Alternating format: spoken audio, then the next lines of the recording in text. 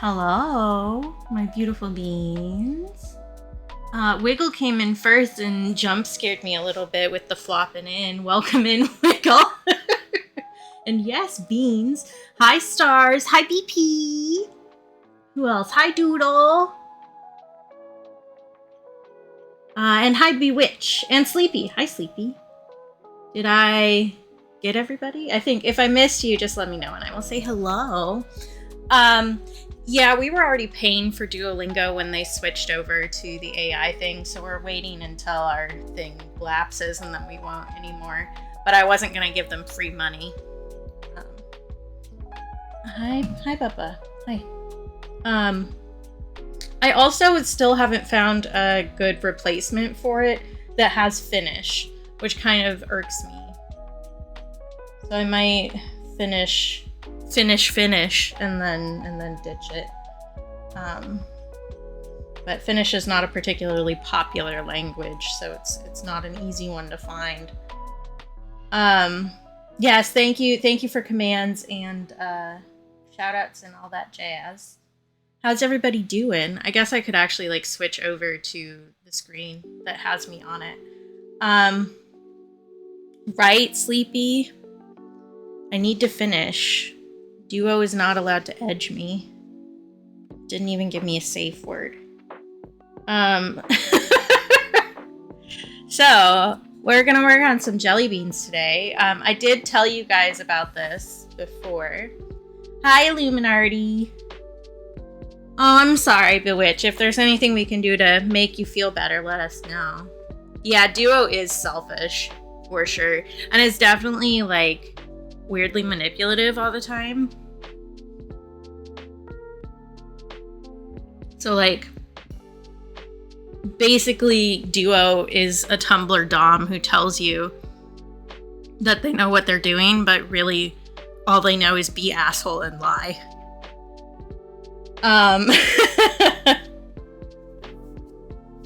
Which one is Drops? I don't know that I heard that one. I'm writing that down so I don't forget. Actually, I should write it on my to-do list. That's less likely for force. All right, check Drops on here.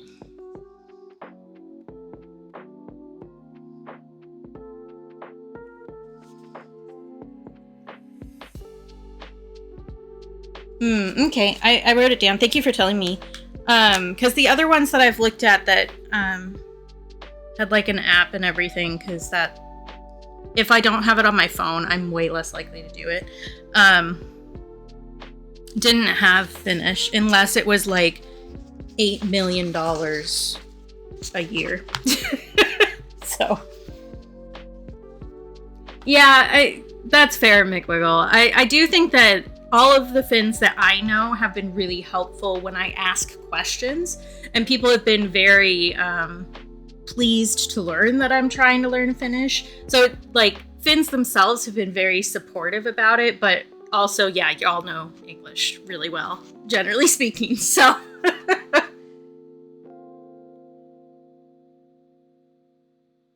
Yeah. Yeah, just, did you reschedule immediately, Sleepy? Because if you don't reschedule immediately, you won't do it. Okay, good. So I have a folder here that looks mildly ominous. It's just print tests, but the cat likes sitting on the art if I leave it here. So I put it in a folder. Do you guys want to see my prints that I did? Too bad. If you said no, you're gonna see it anyway. You guys have already seen this one. Which I actually have been working on a different design. I was like, oh, this one could be the first postcard club print.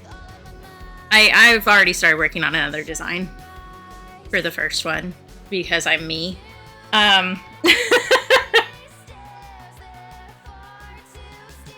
Ooh, I hope it's just a cold. That seems like the easiest one to get rid of. And BP, so I like to learn languages that my friends know, because I think that culturally languages have a lot to tell us about what is important to various cultures, and I just think if a friend of mine speaks English as a second language, the least I can do, especially if I talk to them a lot, is attempt to learn and know their language. So even if it's just a little bit, so like stars is German, I know Danke and stuff like that. So like I like knowing a few words. And with Finnish, I found it very intriguing because I don't know much about Finland, or I didn't know much about Finland, and now I know a lot more. So one of my best friends, Calibros, who shows up here sometimes, is Finnish. And so he's really the reason why I started learning Finnish. And then basically every Finn I've ever met since then gets really excited that I know a little bit of Finnish. So it's a really good dopamine boost, honestly. And I think it's just like learning a language, no matter what it is. It's like a nice way to keep your brain making new neurons, you know? Okay, so I have a selection of prints. I did this one. This one I'll embellish because the original does have metallic on it. So I'll do some metallic. Oh, none taken, BP. That's a perfectly valid question. And if I was offended and didn't want to answer it, I just wouldn't answer it, you know? The heart, which you guys saw before, we did embellish one, but I noticed that there was a fault on it that I wanted to fix. So if you look here, like you can see the edge of the page on this one. So you can see where it stops printing, and I think that looks gross, so I fixed it. And then this one isn't embellished yet, but we'll do the same thing we did on this one, where the gold will be shiny. And I'll probably give this one away once I get the print packaging set up. I did the bearded iris, which is like a big test for a printer because the purple on this is so dark that like it's really hard to get it printed accurately. But the printer like knocked it out of the dang park. Yeah, for sure, Wiggle. Mostly people are like, you're learning Finnish. Why are you learning Finnish? That's really cool, though. I did the seal, which we did this year. And there's a few other ones from the Alaska series here, too. So there's some that are weird shapes. So, like, this one's oval. But I think just doing it in the oval looks pretty nice, honestly. So I just cut these out of the, like, stamp outlines that we did. Here's the mooses, the Meeson, which this original painting is 5x7. So like the quality, you know, I love being able to scan things at a really high DPI so I can print it whatever size I want. And the globe flowers is the last one. Thank you, Wiggle. And these, like I said, these are all prints. So, soon they will be hitting my shop because they look really good. So I'm happy with those. If there's a piece of mine that you would want as a print that you don't see here or I haven't talked about before, please feel free to tell me. Just let me know. Because I have my own printer and my own paper, I can just print whatever the fuck I want whenever somebody wants it. So if there's a request, like you have a piece of mine that you're like obsessed with and you can't afford the original, just let me know. I'll make a print. I haven't fully priced these out yet, but they are going to be pretty affordable since I'm doing them myself. And again, I don't need to buy like a minimum order amount because I'm in charge. So yeah, the berries turned out really well, I think. We do have another berry to work on. Me trying to figure out where I want to set stuff. Because we're working on some jelly beans today. So I talked about 7 flavors. And I did talk to all my patrons who were in the tiers that would be possibly deleted or kept if they wanted them. And they were just like, oh yeah, no, I'll switch. That's great. So we have ones that are going to be specifically for the different Patreon tiers. Some of them I'm adding, some of them I'm just updating. Hi, Diavra. So we have a few different ones here. banana split. And then we also have a raspberry, which we will be doing a raspberry. So we have another berry. The color this month is Deep Scarlet, which I think will work really well for a couple bits in here. So I think it'll work really well for the cherries on the banana split. I think it will work well for the watermelon. I think it'll work well for the raspberry. And I might do red peeled apples. Oh my god. Khan just like flew up the frickin' stairs. What was that about, Bubba? That scared me. I might do red peels on the apples, even though I am like deeply opposed to red apples and apple pies. The correct apple for an apple pie is Granny Smith. Yeah, he like really tore out of there. I even trimmed his nails this week. And he tore up Greg's finger yesterday too. He like got cranky at Greg petting him and scratched him. Which is part of why he was so annoying yesterday. Are you just being crazy, boy? Is that all that's happening? Or did you hear a sound that scared you? No responses. All right. And then I only had 7 of these to do for Patreon. And the size of paper, I had cut 8 of this size, like perfectly. So I was like, oh, well, I can do one for Christmas Sticker Club. Well, December Sticker Club. And get that out of the way. Or maybe November.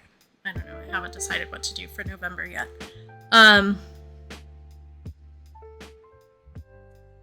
So, yeah. And I could do any one of the jelly beans for November, really, I think. But I thought a little peppermint hot chalky would be a cute one for December, and maybe I could do that. Hopefully I get the postcard club set up for November to be the first month, and then this one could be the December one, and that would be super cute. I can also show you guys the other sketch that I have. I haven't put it on paper yet. I still need to cut paper for it, actually. But I can show you what I was working on for that one. Will this be bright enough that you can see? Yes. So I'm thinking this will be the little postcard print for November.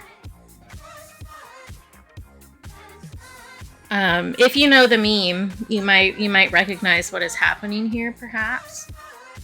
But cranberries and frog, it must be fall. Kind of inspired me, and I was like, it would be kind of cute to have, like, cranberry cocktails are a pretty common thing around like Thanksgiving and Christmas. And I was like, it would be really funny to have him in like a little cocktail glass. So that's what we're doing. And then I have, you know, like the leaves in the background. Because I was also thinking about what I was going to do for December. Because, you know, those like really silly Victorian era, like holiday cards that are just some random thing, like for instance, frogs fencing. And then it just says Merry Christmas over it because somebody did a painting and they were like, I'm just going to put Merry Christmas on this so I can show all my friends what I made, kind of a thing. And I was like, let's do something with that same vibe.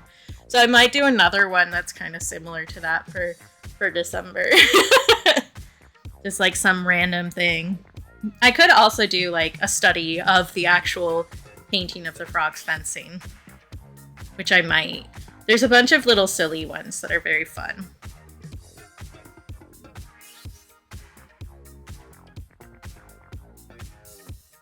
You good, Con? I think it was perhaps a pre-poop Zoom. Because he was downstairs and came up and then spent some time in the litter box that's over there, I think. Because there isn't a litter box downstairs. There's a bunch of closed doors in my bathroom. But he likes going down there to like sniff under the doors. And the like furnace and dryer are down there, so sometimes they make noises and he gets spooked. So he scared the shit out of himself, is what I'm thinking. Okay, I do still have pencil lines on these. For the most part, that won't be an issue, but I figured I would just erase them out here where we have Leon to help clean up the mess. And I don't know what flavor I want to start with, so if somebody has a strong opinion about what they want to see me do first, just tell me. I'm probably not going to do all of these on stream because I have a lot of them and I need to get them done this month. And not all of them apply for the color this month, which I also have so many ideas for the color of the month this month that I don't think I have time to do all of them. You remember last month when I was like, maybe I'll do streaming. I should have time. That was a lie. That was a lie. I lied to myself. I was like, I don't have as much stuff to do this year. Liar. Liar. Yeah, I might do something red. It's not, like, entirely necessary, but that is the color of the month, so. We did talk about raspberry, so I might pick the raspberry one. Generally speaking, when I do art, like, if I have a big project like this, I will do the hardest one first. Which apparently is not, like, the normal way that people think, I guess. Like, usually people... Well, the reason... Let me start at the beginning of the story. The reason that I do the hardest one first is because, like, if it's already super difficult to start, then I might as well, like, do the hard starting bit and then do the hardest part so that it's easier for the rest of it. Thank you, Sleepy. I do have that one scanned without the words on it, too. But I figured my people... i.e. all of you, really liked the words on that one too, so. It seemed right to do it with words.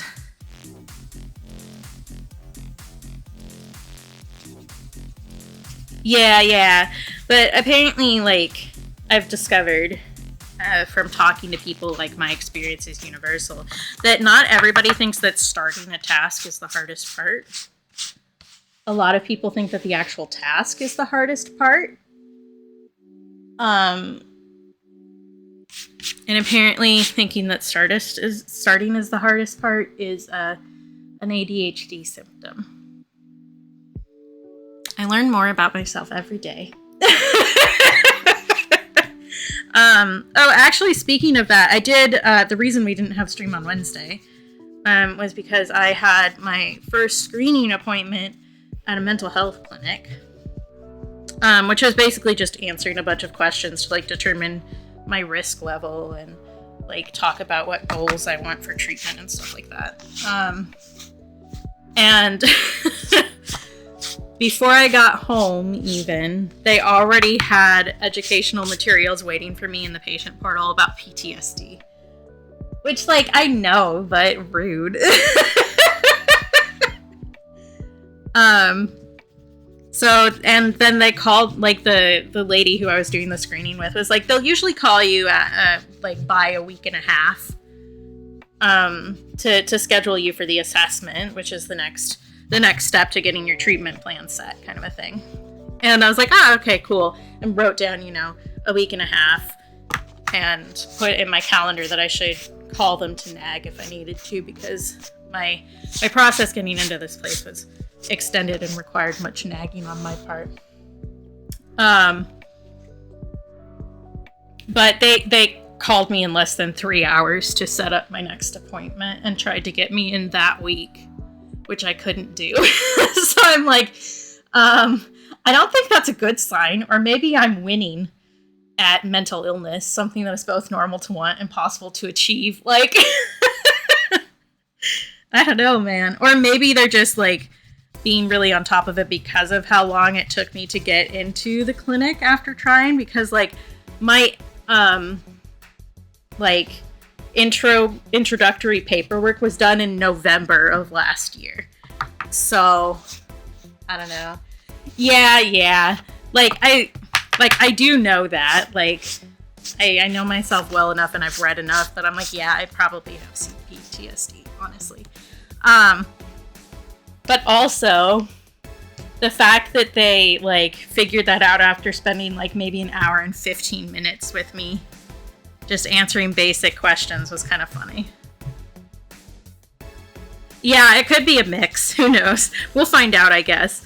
I guess I should look and see who they actually set my appointment with, because they said he when I was setting the appointment, and the person that I had the screening with said that one of the people was really good about explaining why they were doing like which tests for the second bit.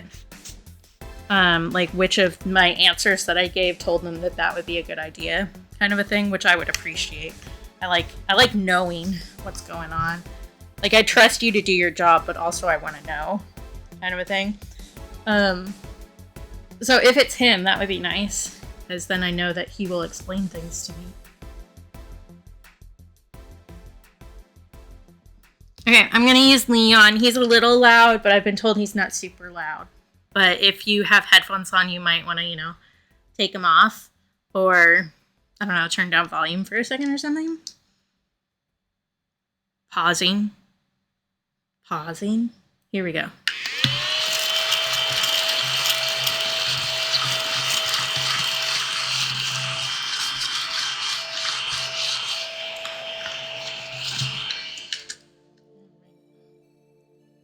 I love him, honestly. And you guys remember how I said I misplaced his dick? I found it. I just said it someplace silly that I didn't think about. But now that it's there, I know that it's there because I saw it. Ooh, yeah. I'm glad that you got into one, Wiggle, because that can be difficult. Getting specialists can be hard. Although I guess my experience of that is based in US healthcare, which is already a fucking nightmare. So I would like to think that it's easier other places, but I don't know because I'm not there. Hi, Tens! And yep. I forget, I saw some like silly post somewhere, and I don't remember, about some college that had a like horrible outbreak of armpit crabs.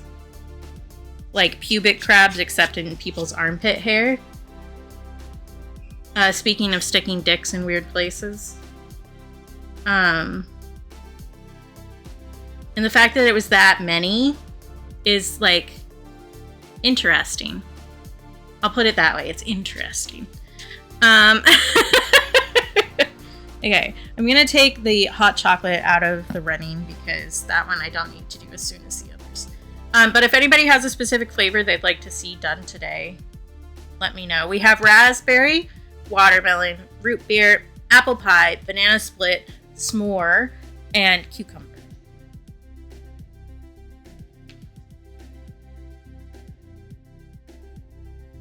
And while we're doing that, while we're considering, I will clean up my palette because I don't need these colors on here anymore.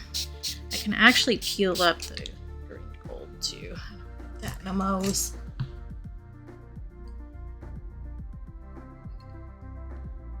Like, I always want to save them, but like, that's 5 cents worth of paint. It's not that big a deal. Good. Thank you, Bewitch. And I know there's too many to make like a chat poll. But I do need to put some of the red that is our color this month up here too.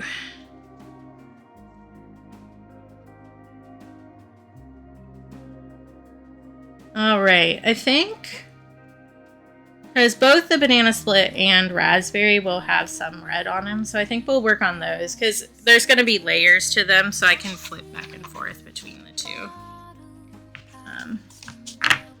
And we will be getting to all of these at some point. Not all of them might be on stream, but they will all get done. These are going to, in case anybody missed me saying this, these are going to be my new logos for my Patreon tiers.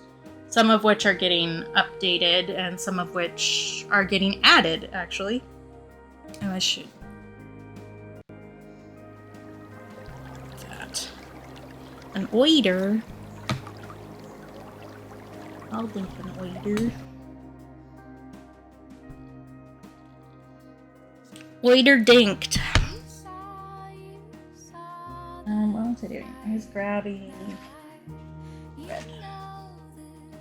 I do want a piece of scratch paper to test colors because I took my other one into the other room after I did like doodles on them of these. Deep Scarlet, there you are.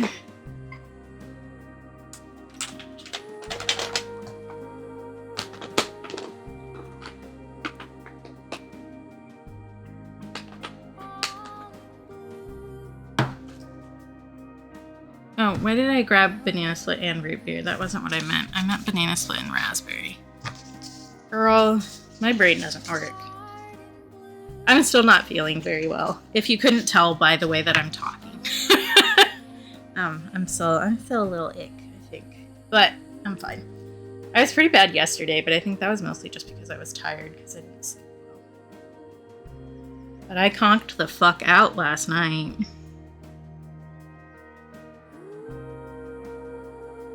Yes, it is Bewitch. Like they would still make you set up tiers, but when you do posts, you decide who gets to see what. So you can say this is public, which means it's free to everyone. Anybody who comes to your page can see it. You can make it so that it's only visible to free members, which is a new thing that they've added. You can make it so that it's available to all paying people or just certain tiers. You can also make it so that your patrons can see it for X number of days before it goes public. But yeah, you can make a Patreon and then just make all of your posts that you make free. They also let you sell individual posts now. Like you can set up a price for people to unlock specific posts. I haven't done anything with that because it feels really skeezy to me. I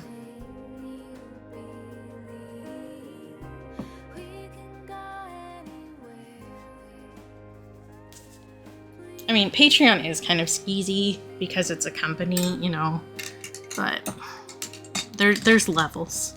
They did, actually, I warned everybody, if you do have a Patreon, Patreon suddenly flipped on a thing for everybody. So if you don't get their creator emails, you don't know that this setting has been flipped on. It's called Autopilot, and it will automatically, like, email patrons or people who follow you to offer, like, discounted membership or offer you a deal if you're canceling or nagging them to like upgrade their membership unless you turn it off.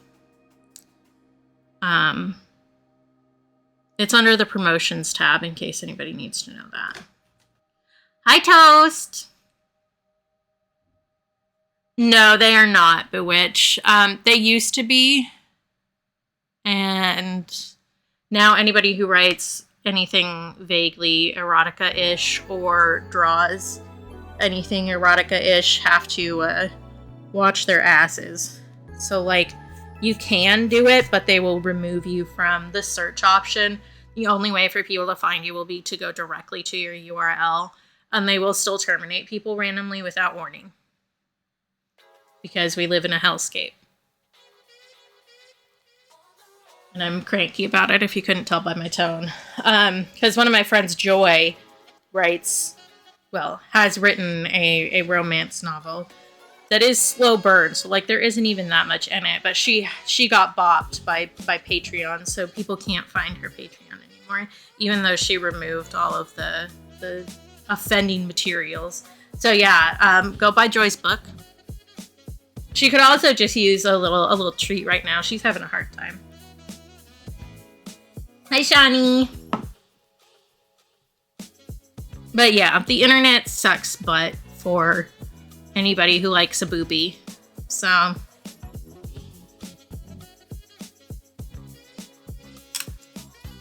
it makes me angry.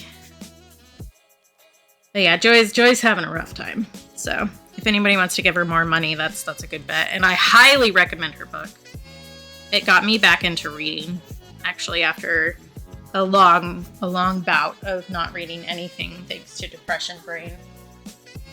Because she's formatted her book specifically so that it's easier for people with like ADHD to read or brain fog, because she doesn't use the justified edging, which means that the words get like split, you know, so that all of the margins are the same width. She doesn't do that, which means it's easier to read from line to line. So I was able to read her entire book while I was knitting, which is pretty impressive, honestly. And I liked the book so much that I went through and read the second version of it, like immediately afterwards. Because she has a version that's like spicy, so it has a couple sex scenes in it. Or she has like an ace-friendly version where you still get all of the same like character development, so she's added a couple scenes instead of doing sex scenes. So it does fade to black for the sex scenes, and then just gives you more like character talking instead to get the same information. Which is really cool. We stand Joy. How you doing, Shawnee? Okay, I don't have reference images for either of these. I just kind of did them. So I probably want to pull up a photo of some raspberries.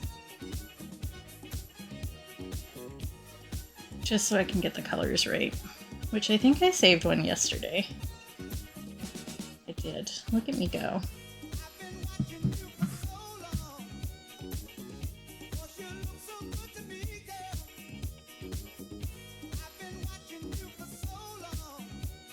Oh no, Shawnee, what was it? I think starting with like pink and then working our way up is the play for this color.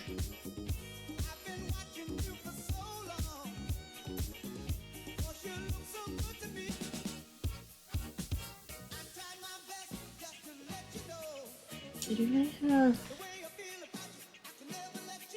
I saved so many reference photos in the past week, like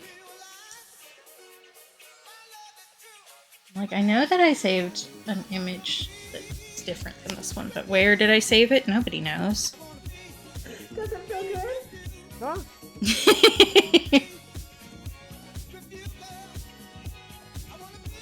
Where did I put that?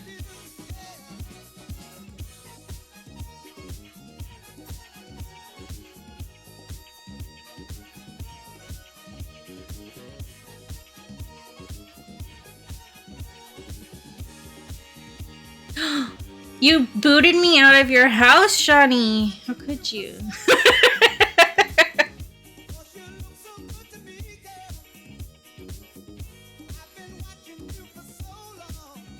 Yeah, I think doing pink is the play. Yeah, I feel that, Bewitch.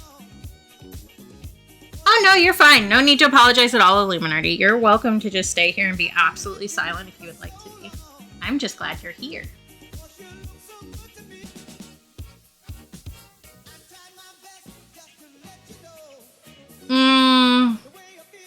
How early in the morning was it?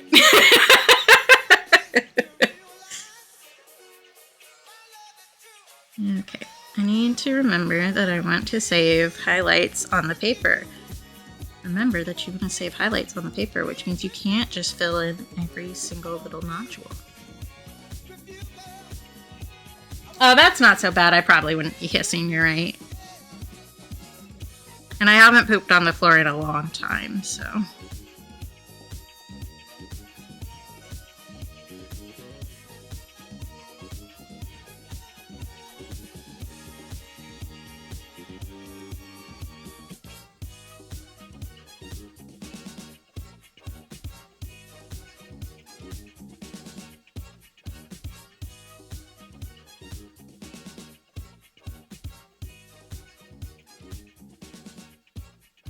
Yeah, I agree with that choice. Poor little bean was already stressing.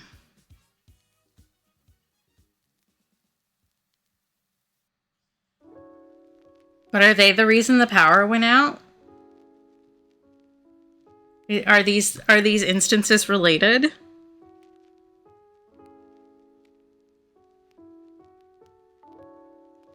Like, did they chew through a wire or something?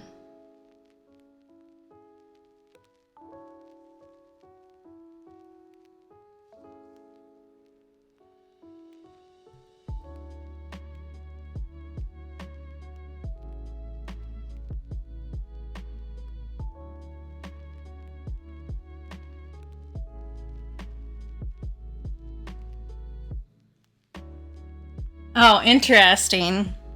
So you just pulled the short straw in the universe this week, I guess. Actually, speaking of that, I just finished Chuck Tingle's newest horror book, which has to do with probabilities and gambling. Really weird, affectionate. But that is kind of related to the Chuck Tingle book, actually. Oh, he's done horror for a while. He's got a few out that I really like. So there's also another one that I haven't read that I actually should look at. But the newest one is Lucky Day, that came out like last month, which is the one I was just talking about. Camp Damascus is another one that's about a conversion camp that basically is doing something evil in addition to conversion, and gets, wrecked about it because somebody figures out how they're doing the thing. The more recent one is Bury Your Gaze, which is about a Hollywood screenwriter who discovers a plot in the studio that he works for, basically, for why they have been making people kill off their gay characters, basically. Yeah, they're really good. That one, I will say, if you are squeamish about body violence, you don't want to read those books. Chuck is very good at making me squeamish, and I don't scare easy. Yeah, he seems really nice. He's very nice on Tumblr for sure. So he interacts with fans well, and tends to stand up for people in situations where they wouldn't be able to stand up for themselves, which is nice. So, for instance, he was part of I don't remember what exactly it was, but he was part of some sort of panel at a convention. And they said, in their official stuff, after they had already, booked everybody, that they weren't going to allow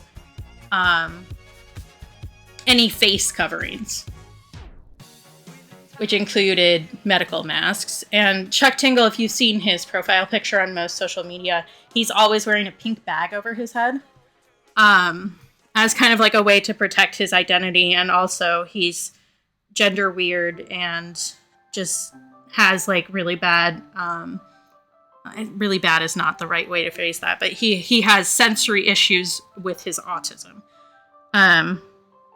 And so that makes him more comfortable in dealing with people to wear the bag.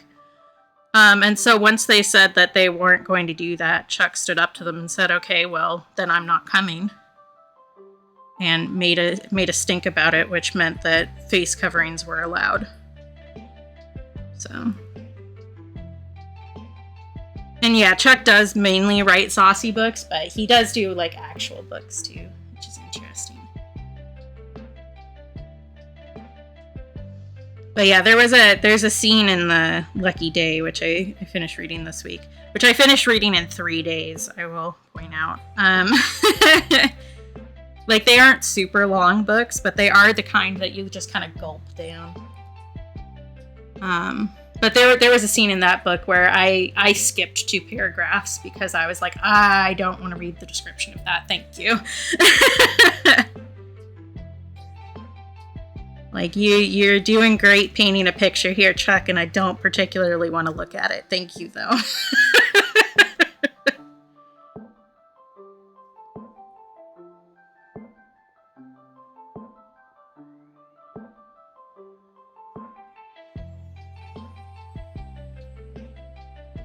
And I'm not that squeamish. Like, I don't like watching body horror particularly, but with books I'm usually okay, but he does a real good job at it.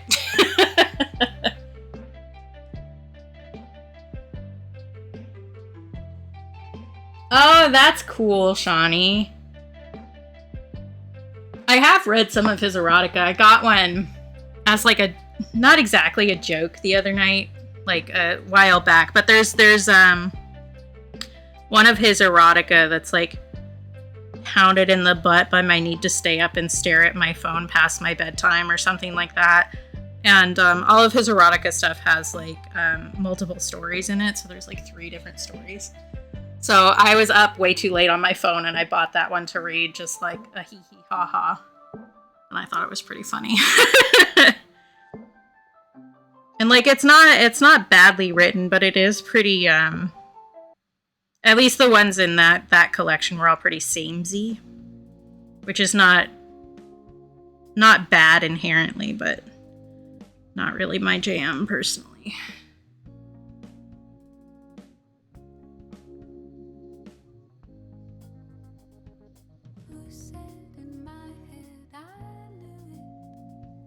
He's also done a Harry Potter spin-off kind of a thing, like absolutely tearing into J.K. Rowling for being transphobic, and if I remember correctly, all the proceeds from that one go to a trans charity. Or at least they used to, like when he first released them. I don't know if that's still the thing. Because I don't want to read them, so I haven't looked at it very hard, you know?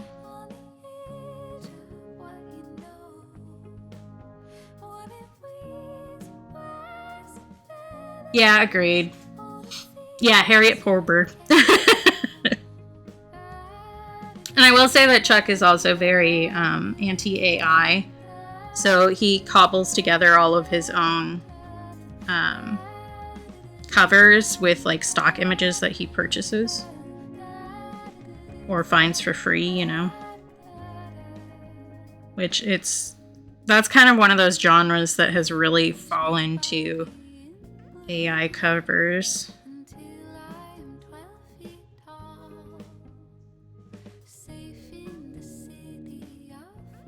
God, speaking of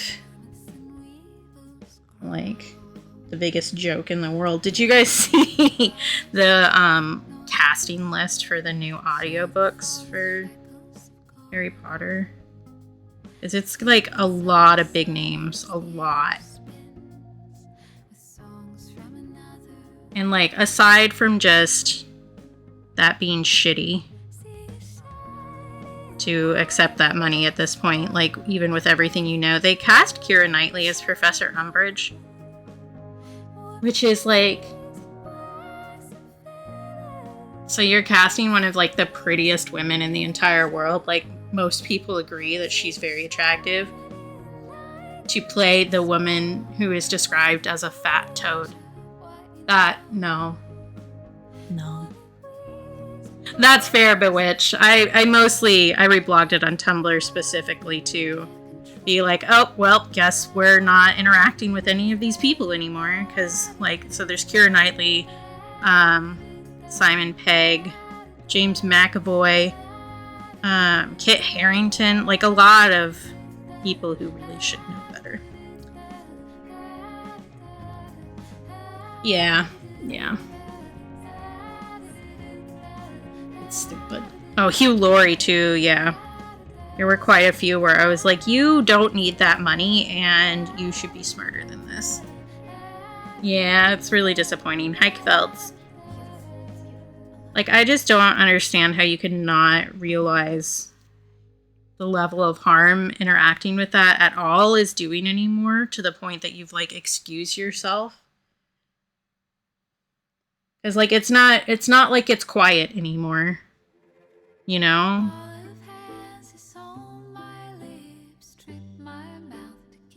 Like she is not even saying the quiet part out loud. She's fucking shrieking it at this point. So like either you give a shit about trans people or you don't, and like I just people who still interact with that franchise at all, I'm like I don't know. And by I don't know, I mean I will stop talking to you entirely.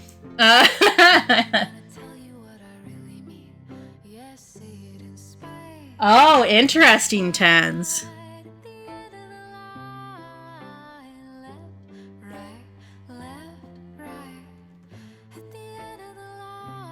That's a fair point, Bewitch.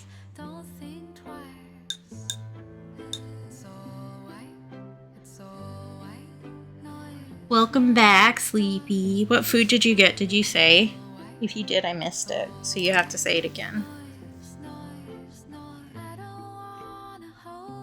Mm-hmm. Yeah, I can understand that, Bewitch. But also, like,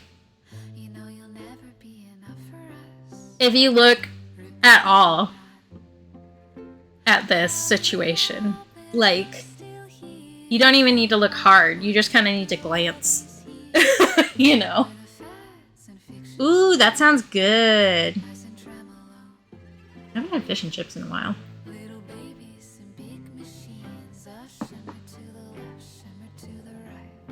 Okay. We did pink for the background or the painting, I guess. Excuse me. The raspberry, but we're gonna do like an orangey for the cherries. God, I still have so much mica in my paint water.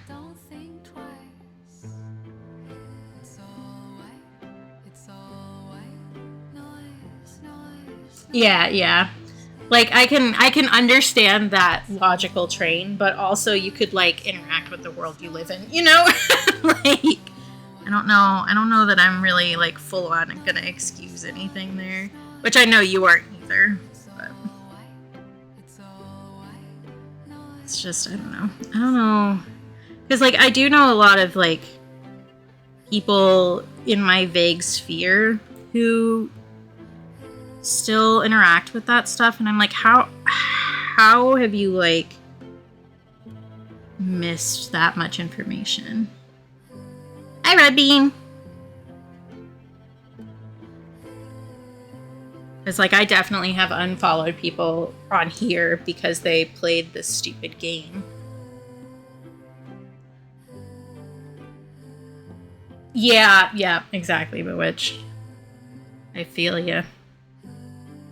Or I understand what you're saying is what I'm trying to say, I guess. Okay. Do I remember what color I did for the banana before? I don't know that I do. We'll figure it out. Yeah. It's just, like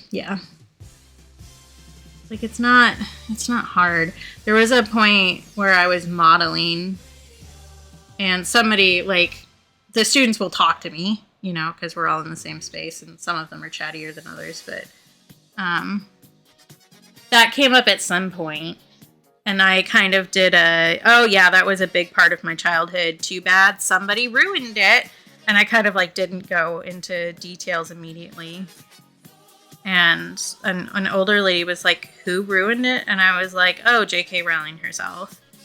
She's, like, virulently transphobic, and I care more about trans people than I care about a book series. And like one of the students behind, like who was behind me while I was standing in the center of the circle, was like, "Thank you." I was like, "Yep." No, you're fine. All good, Bewitch. We need safe places to bitch.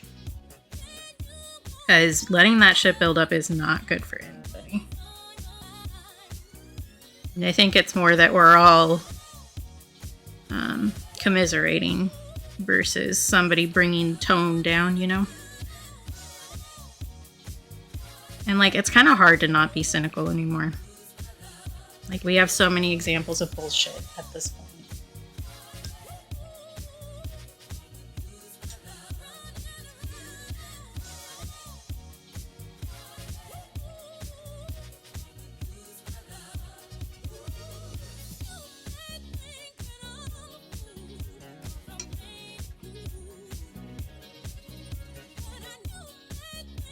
Okay. Yeah. It's like...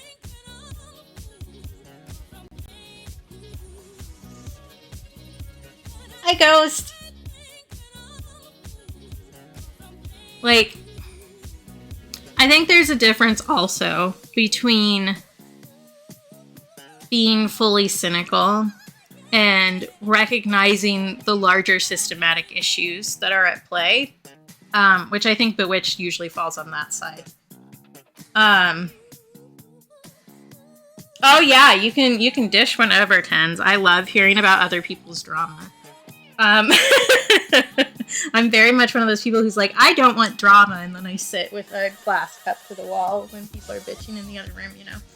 But like, there's a difference between looking at the systematic issues and going, this fucking sucks, and saying everybody, including everybody that I know who does good, is no longer worth it. And I think when you fall to that side, that's when you really hit cynical, you know?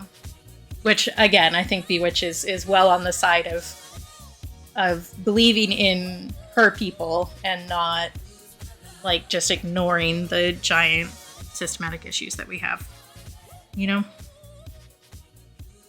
Okay. Yep. And also, I will say, at a certain point of being that cynical, when you get to the point that you're saying that there's no saving humanity and we should all just die and give the planet back, that's just fascism in a different skin, babes. You're doing their work for them. You both have the same goal.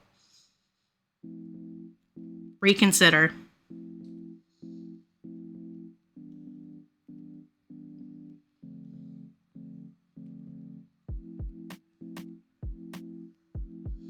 Yep.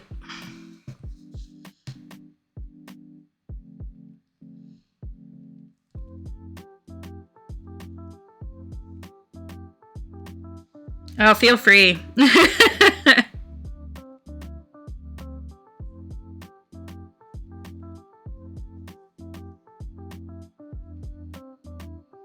Like, I feel like at a certain point, like, especially this one used to be like super common, and I think it's less common now for obvious reasons. But like people saying, "Oh, we need a new plague," whenever they were annoyed by somebody, that's just the same thing that every fascist is saying. You're just trying to pretend to be woke while you're saying it. Like, you're just saying that people should die, and that's it's the same shtick.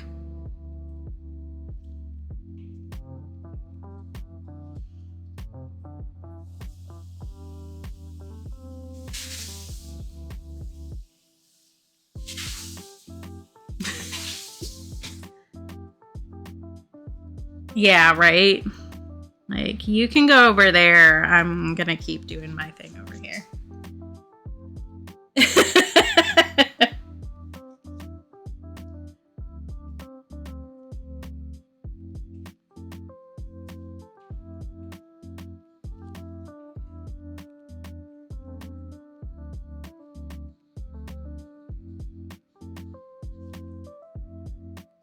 Oh yeah, there's actually that's a line from The Office. Even like, it was such a common joke that was a thing, and then we got one, and then people stopped saying it as much. Although I still do know people who say it. Like, I've been around people who say that unironically.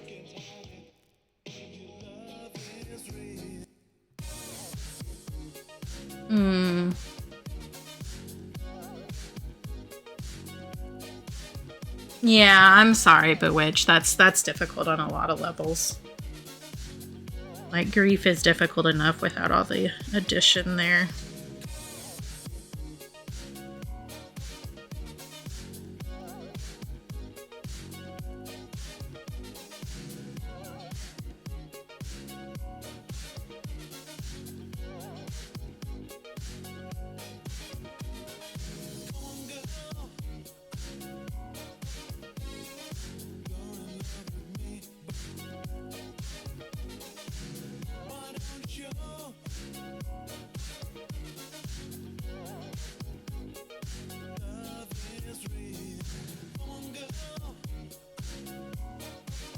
Yeah, a lot of the stuff that was like popular to say when I was in high school is coming back into fashion.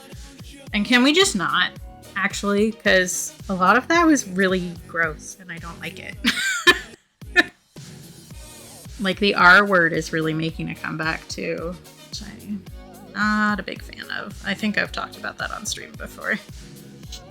But I worked with somebody who had Down syndrome when that was very popular to say as like a random word. And every time I hear it, I think about the look she had on her face whenever she heard people she liked hear it. And it breaks my heart.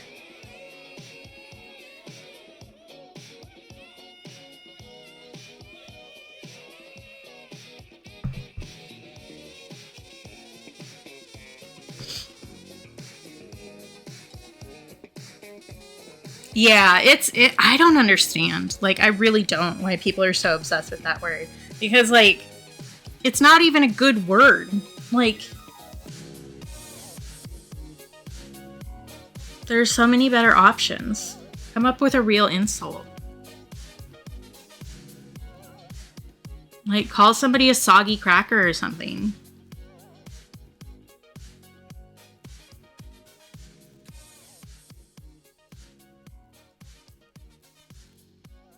Okay, I need to decide on ice cream flavors. Because I did not think about that yet. Because probably chocolate, vanilla, strawberry is the play, and then do like cherry, chocolate, and caramel butterscotch kind of a thing. I need to decide what order I'm doing those in.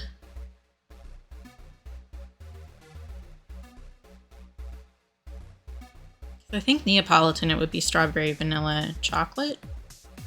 Vanilla, strawberry, chocolate. Chocolate's on the end. And then I'll do chocolate sauce on the chocolate. Cherry sauce on strawberry, and then butterscotch on vanilla. That's me about to look up Neapolitan ice cream to see which way I remember.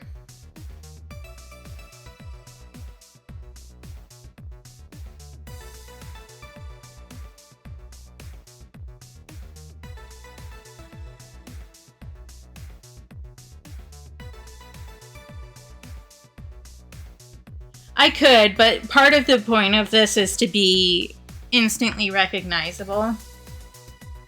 Because it's going to be small. So the more I play into the cultural idea of what a banana split is, the easier it is to recognize it.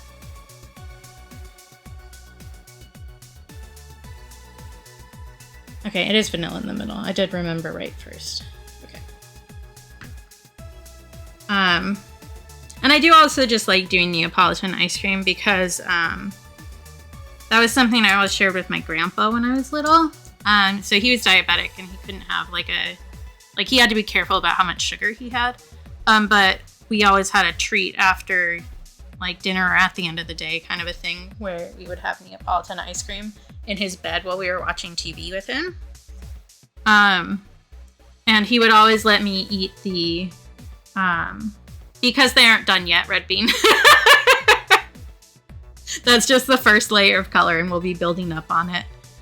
But we would always eat the ice cream in his bed, like me and my brother would, well it was at night, and he would always let me eat the flavor that I wanted, so I always got all the strawberry and then he'd eat the chocolate and the vanilla.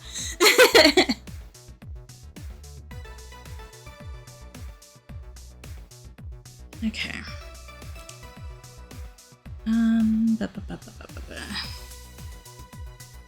Me trying to decide what colors I'm using.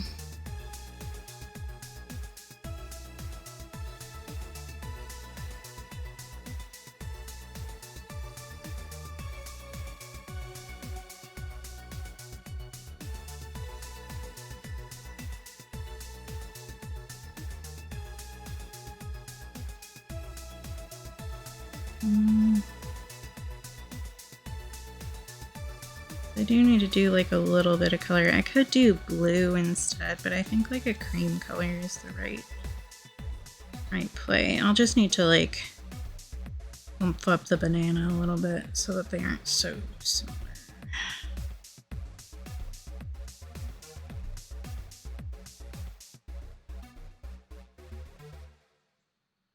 Well, I haven't shaded the banana fully either yet, so it'll probably get darker.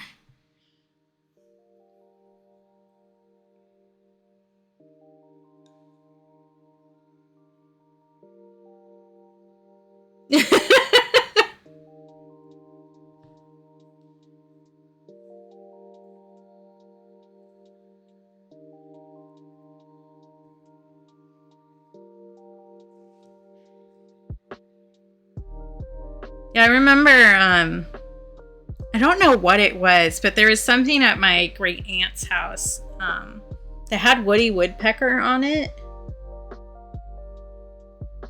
And so we'd watch Woody Woodpecker when it was on TV, which, like, this is aging me a little bit. But I used to be able to do, like, the call of Woody Woodpecker really well. I don't remember it anymore. That was when I was pretty little. She passed away when I was, like, 6 or 7, I think. But it's funny how those, like, cartoon characters will just completely squish their way into your brain.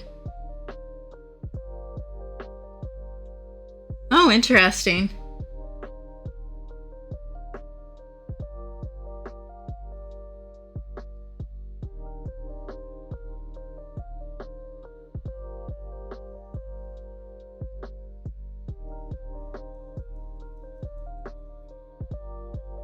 Huh. Interesting.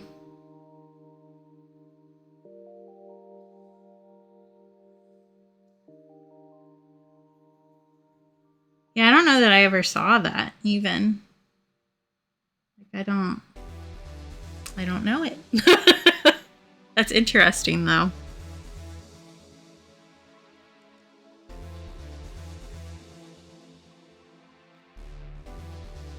Kind of wild to think how, like, branding in general has changed so drastically.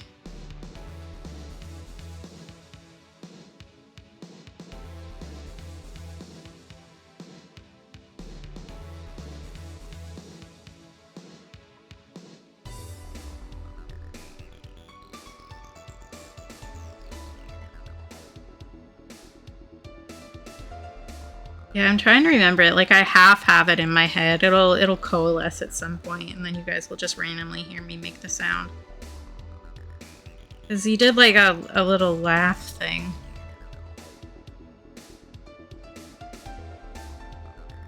Hello, loud car outside. Can you not? Thank you. Ah, thank you, Shawnee. Did you feature that one? You should if you didn't. Or I can go back and feature it. But I believe as an editor, you get to choose if you feature stuff or not.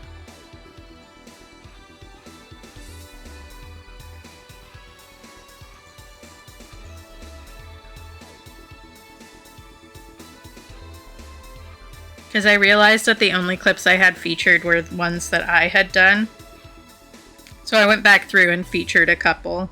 I always forget to, like, check if people have made clips or not, because I just, like, don't really do anything with I should really make a channel trailer kind of a thing at some point.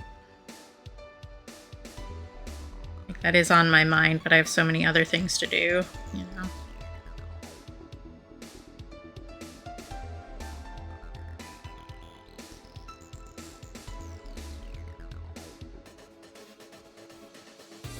Thank you, Shawnee. That just means that it shows up on, like, the front page. of like my thing, you know? So it's easier to find.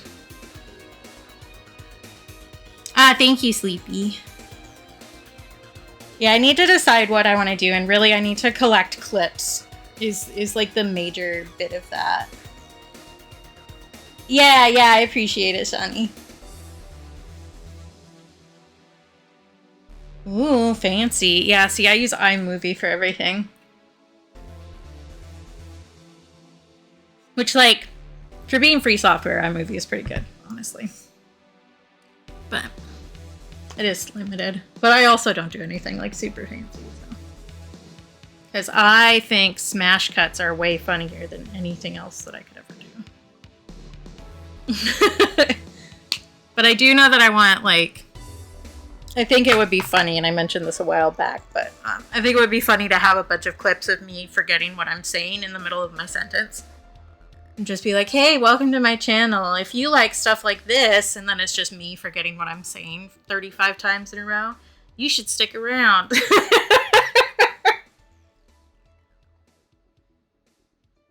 Yeah, smart, Shawnee.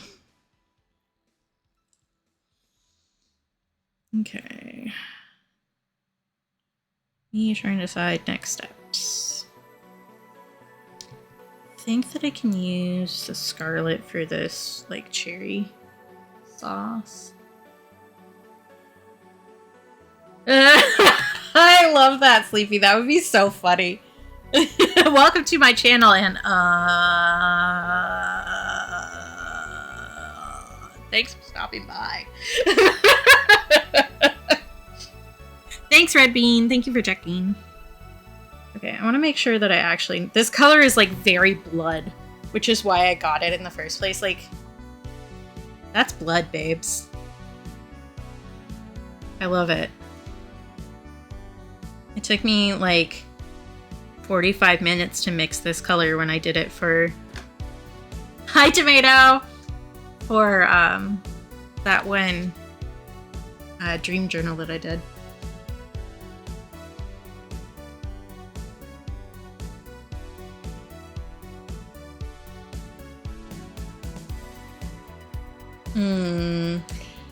Yeah, that's not a good idea. I can tell you that. What if I start here and then use that for the shadows? That would be good. This should be dry enough now. Yeah. It helps that it's like really cold out. Well, not super cold, but it's like cold enough here that like the air is pretty dry, which means that my paper will dry a lot faster.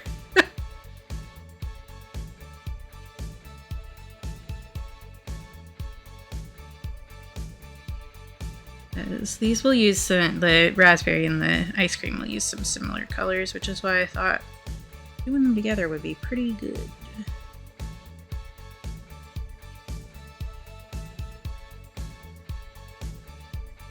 Damn. Yeah, I feel like, I don't know, just being in the furry community and not commissioning somebody when you can is just like so stupid. I like, there are so many artists who are like not charging what they should for the kind of work they put out.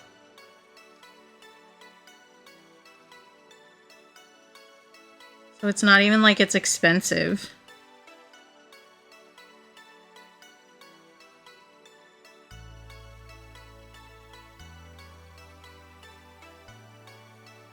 Might end up doing hand-colored sprinkles on this. Yeah, we love it when people's contests get quenched.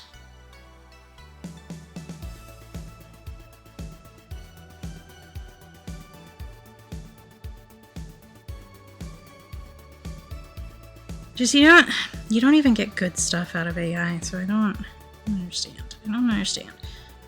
Like, just put the title on a blank background and it's fine. Oh, all good, Tomato. I do, to a point, enjoy doing inventory.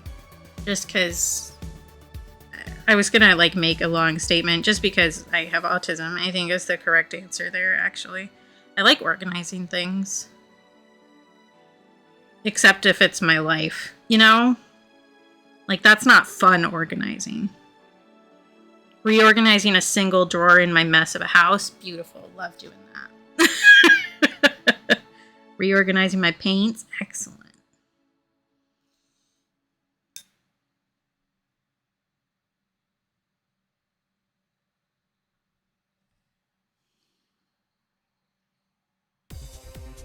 Oh yeah, for sure, Bewitch. Just like, there's a lot of people who seem to think that like AI writing is okay, but AI art isn't. And I don't understand why people thought about that differentiation. Like, I don't get it. Because like it's still trained on stolen work. So like even if you're just using it for like a shitty email template, like that still stole stuff from somebody.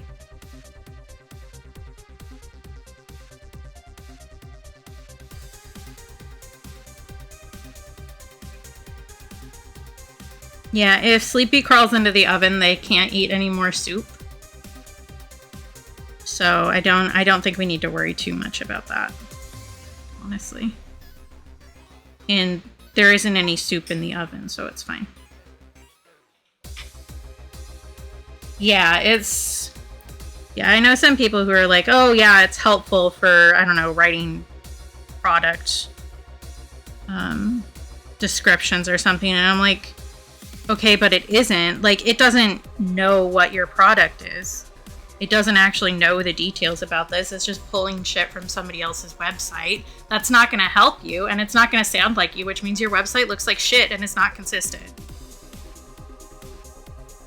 Greg is over here in a suit nodding at me. Yeah, it is basic marketing. Like, and it's not even hard to write product descriptions. Like, it doesn't even need to be that good. You just need to say, this is the thing.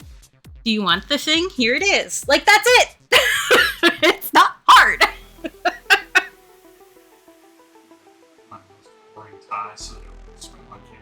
Oh, that's smart, actually. I wouldn't have thought about that. Yeah. I mean, you look very, very accountant-esque. Greg has an interview today. I mentioned that in Discord so that you guys can yell at me if I start getting on my soapbox.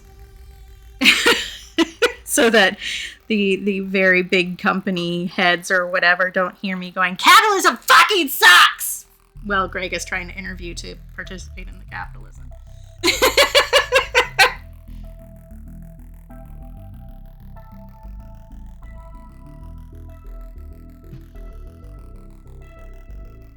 He did like a crazy run up the stairs from downstairs so loud that chat heard it. And then I think he pooped, so I think he scared the shit out of himself down there somehow.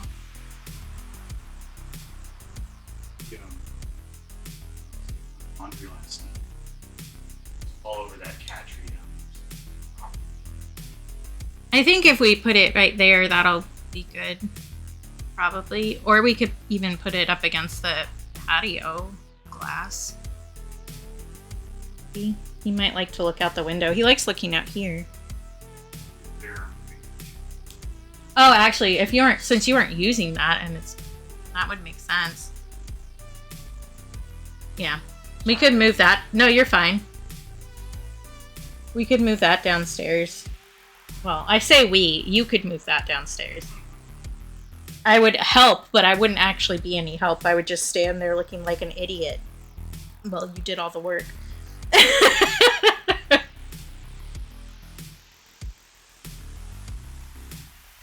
You don't have time to think about anything. You don't even have time to think about, like, thinking. Oh, that should just be COVID tests and Olipop.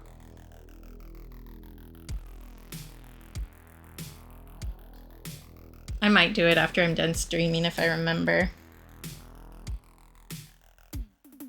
Oh god, yeah. I don't think we need to give her bad luck. I think she has that all covered on her own, honestly. Shawnee says hi. I haven't heard of that one, Red Bean. Mega Bonk. It's a game apparently probably made with AI. What did I say for this one? I said butterscotch. Can I remember what I'm doing from second to second? The answer is always no.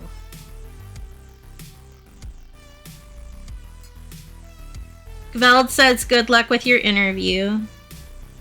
He says thank you. I think you could hear that. Good question, Shawnee. Are you shutting the door so the cat can't get in while you're interviewing?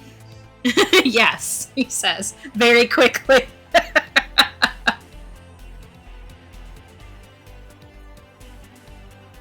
Oh yeah, he doesn't like it when you shut the door. I shut the door with him inside the other day so that I could like get dressed, and he was not a fan of that.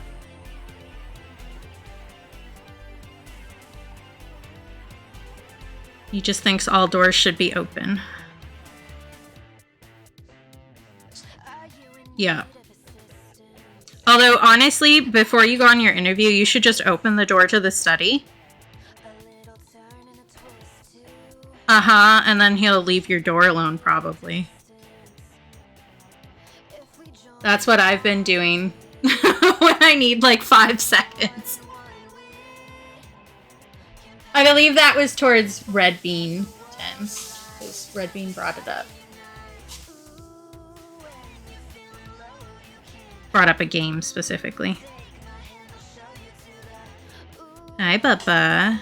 Do you want to come here and cause problems?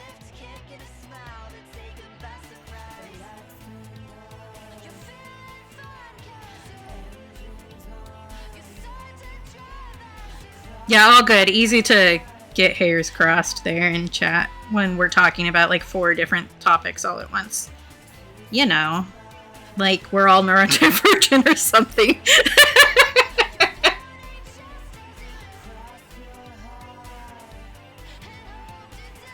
Oh, I actually,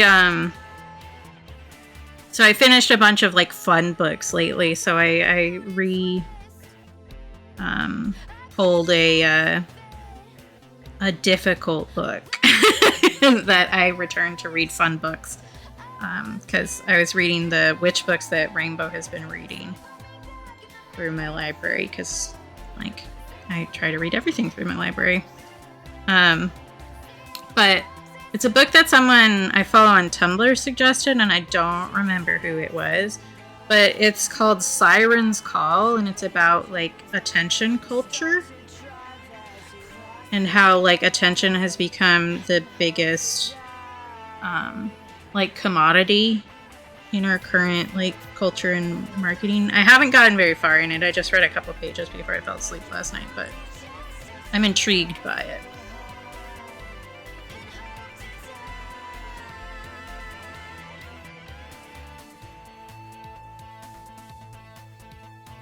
Who's they in this case, Red Bean? Is it the people who made the game, or is it somebody, like, trying to call them out?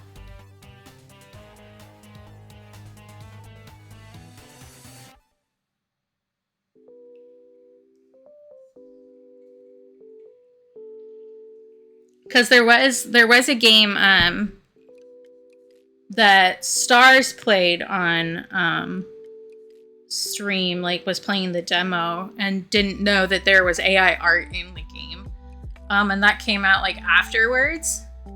And a bunch of us called them out on it, and they were like, oh, yeah, it's a placeholder. Sorry, we will replace it with real art by the time we release the game. Yeah, I would definitely need to look into it before I, like... Well, before I decide anything, honestly. Because as somebody who, again, has spent a lot of time on Tumblr, I'm very cautious about call-outs. Just in general. Because there is definitely a lot of people who will make call-outs in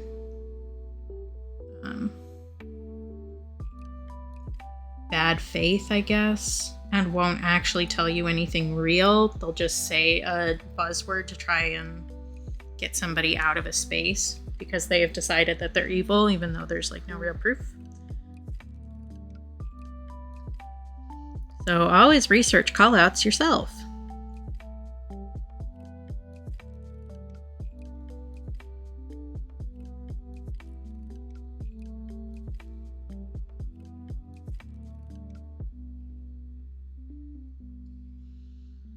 Yeah, I hadn't heard of that one at all, so it's probably like not something I'd run into on my own. I am pretty limited in the kind of games that I play, honestly. So like I don't do a lot of platformers or stuff like that. I don't like them shooties. Shooties give me headaches. Oh, that reminds me that I did take a screenshot of a game from Instagram last night that I wanted to go check out. It comes out this month. I followed somebody on Instagram who does like little, not reels, but like little slideshows of quote unquote cozy games that are coming out, or cozy games that are good to play with somebody, that kind of stuff. And like not all of them are things I'm interested in, but it's kind of cool to see what else is out there. And I'm sure they're getting paid to show me all those games. I'm fine with that.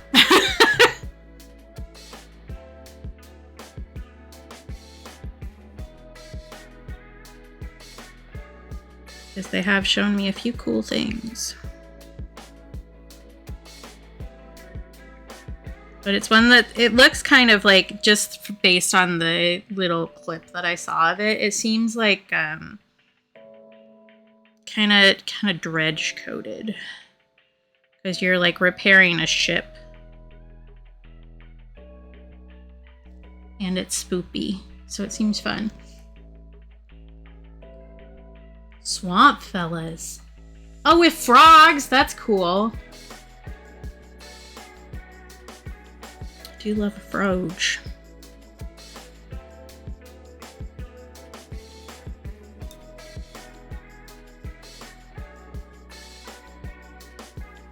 That's totally fair, Bewitch. I will say, so I did say that I don't like shooties. If you ask me what some of my favorite games are, I will tell you one of them is BioShock. Like the entire series. Have I actually played BioShock? A little bit, but not all the way through, because it makes me scared. But I do really like the BioShock series. So I feel like even if you don't like shooties, there's one to get you for one reason or another. Ooh, focaccia. Did you make focaccia, Shani? I know that's one of the like easier breads to make.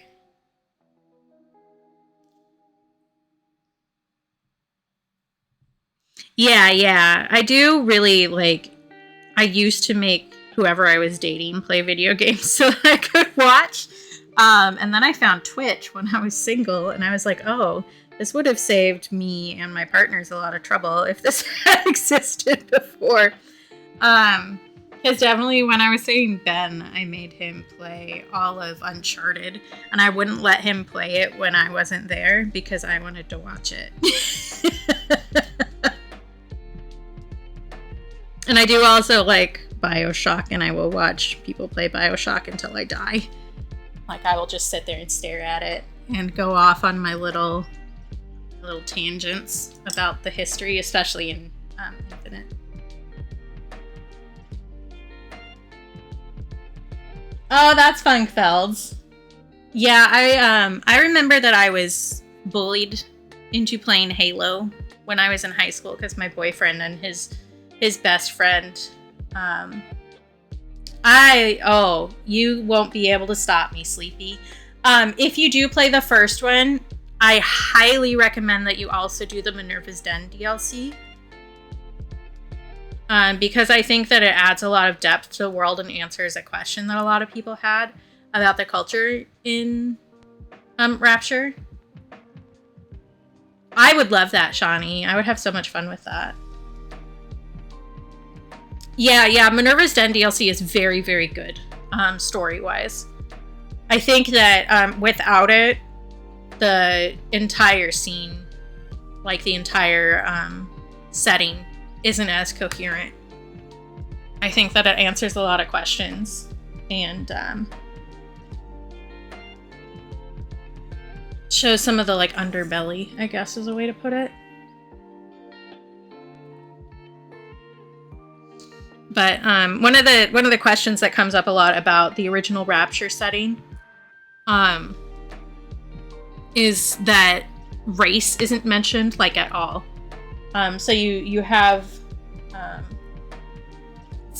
a bit of discussion about like Irish racism, or Irish bigotry, I guess is a better way to put that.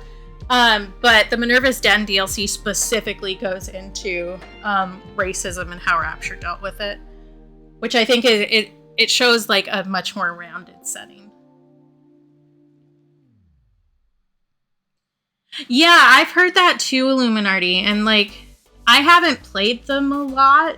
Like I said, I do own them both on Switch and on Steam, because if I enjoy a storytelling, I will buy the game to say, please continue doing this. This was great. Even if I won't play it myself.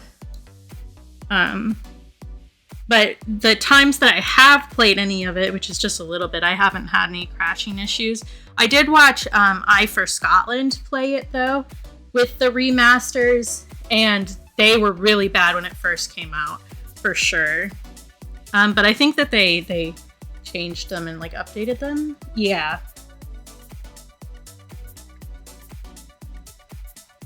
So I think that they did like adjust.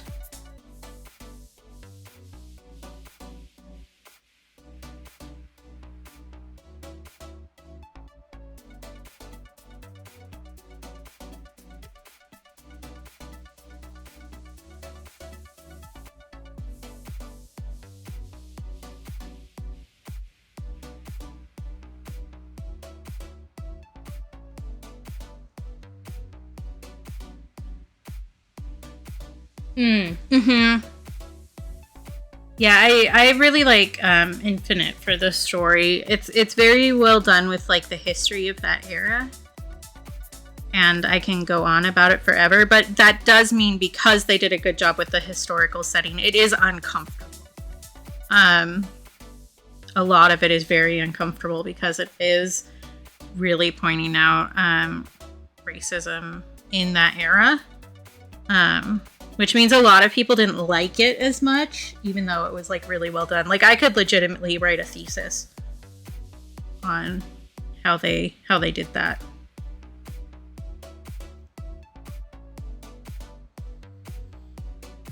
Oh my god, that would be so funny, Shani. I can't do that with the stuff that I'm running now, but when I get a proper laptop so I can use like Mix It Up and stuff, we could definitely do that. That would be so funny. I love that. Welcome to the Circus of Values. Can you tell how many times I've watched those games? I said something on stream the other day that made that play in my head. What was that? Oh no, it was the kind of puzzle that he was doing, because it was one of those like turn the pipe puzzles. And he pulled it up and I like heard that in my head.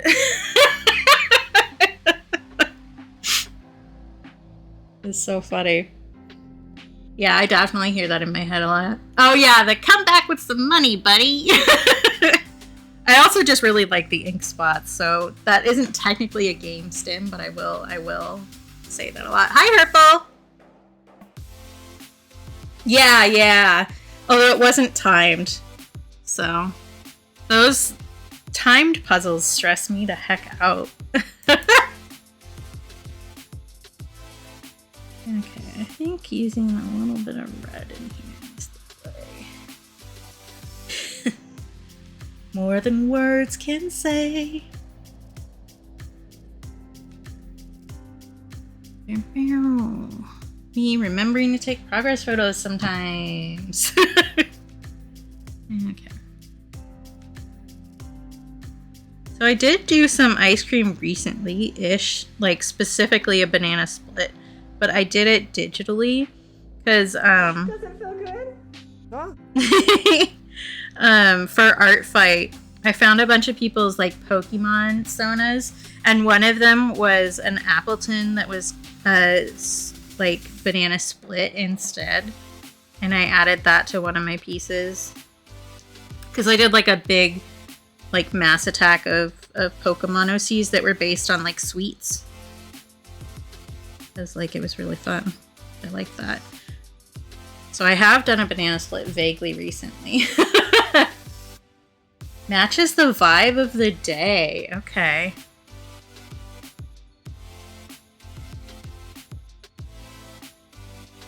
I need to look at colors and decide vibes.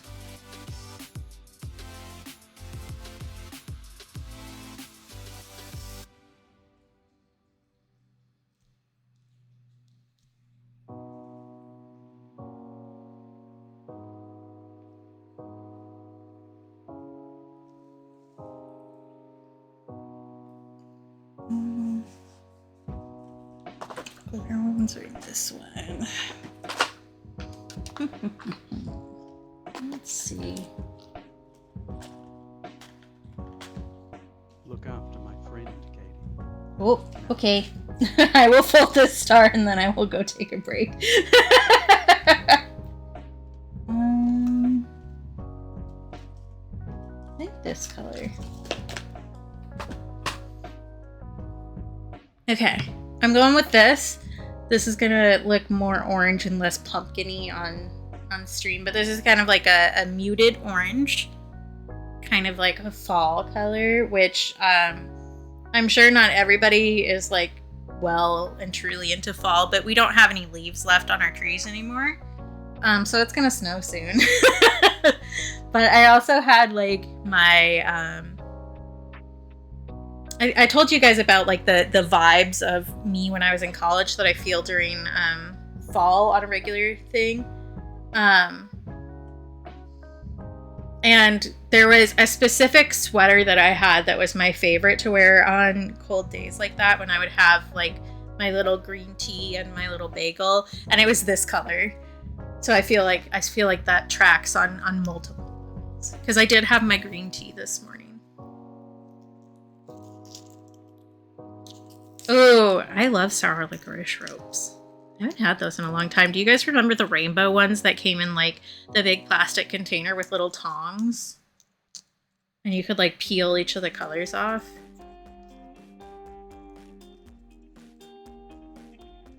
I love that for you, Shawnee.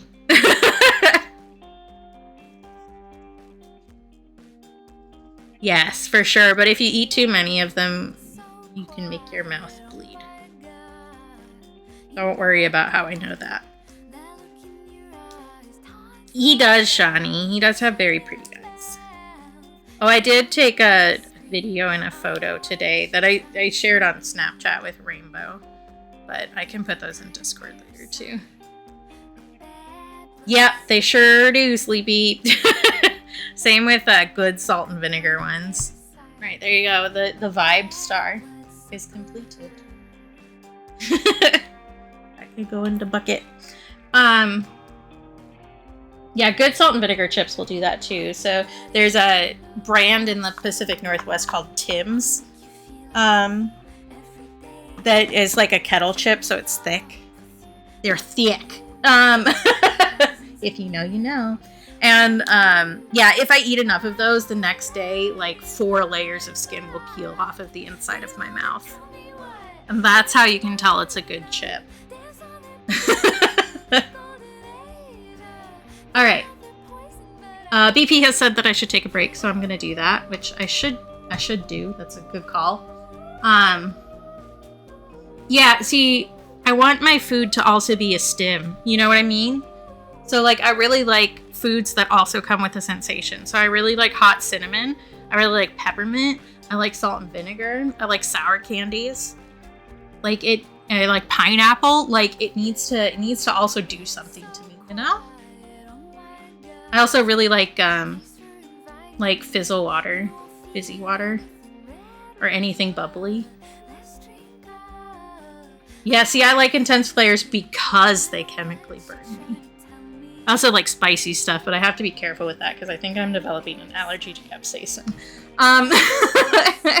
Okay, I'm actually going to take a break now. I'm going to run ads. Don't look at the ads. We hate capitalism here.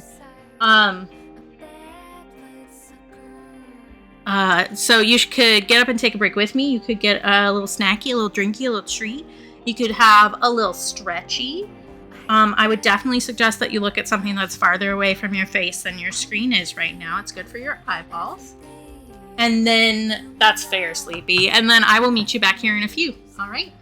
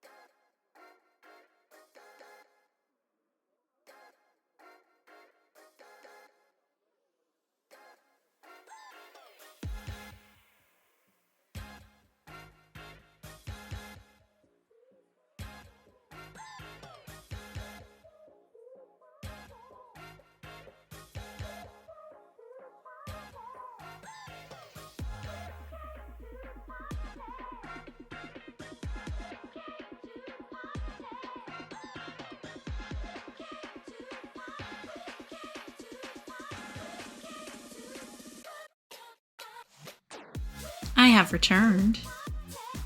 Y'all should be back at least from the ads.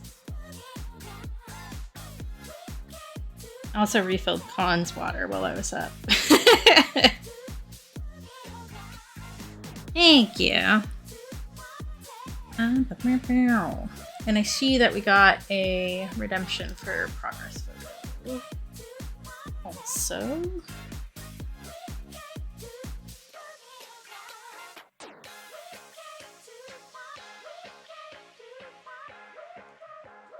which I will do.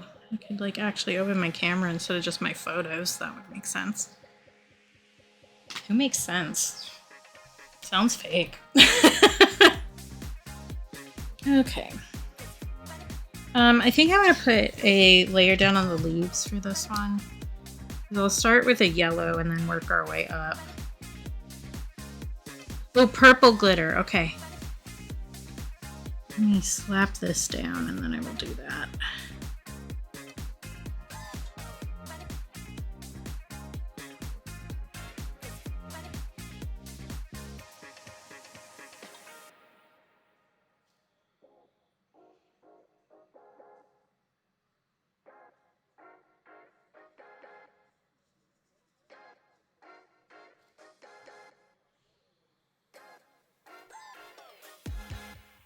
Oh, I missed a bubble. I really thought that was part of a leaf.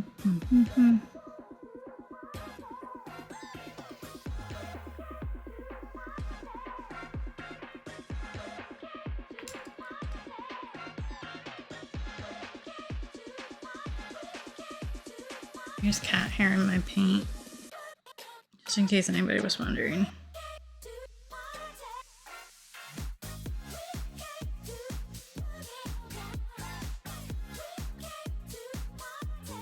Should have highlighted this one.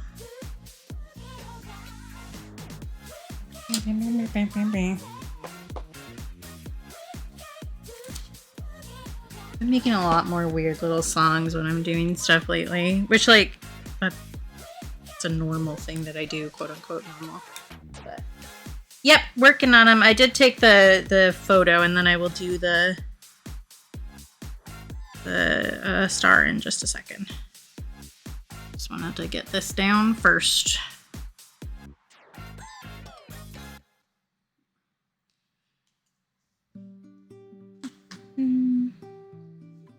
Take another photo now that I actually did something on that one. All right, then we need a purple. I have purple in here. Where are you? This ends up looking way bluer on camera than it actually is. This is purple, I promise. This camera is just not made for capturing colors nicely. Yes, we love salt and vinegar chips here, Ghost.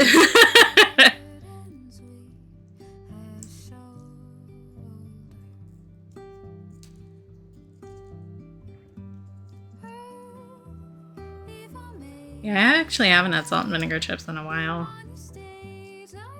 I do miss, so I was talking about Tim's, the potato chip brand. They used to make a dill pickle flavor chip that was just like vinegar, like salt and vinegar, but there was a shit ton of dill on it. I miss her. Need her back. She was so yummy.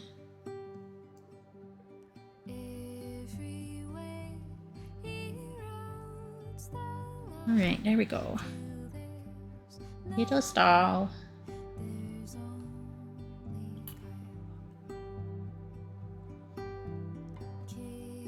Yeah, I love dill.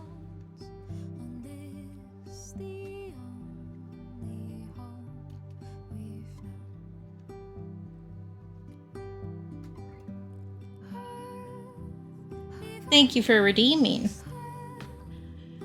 Okay. What do I want to do next? I don't, is the answer. I'm tired. But we must forge onwards. think this cherry can be redder for sure.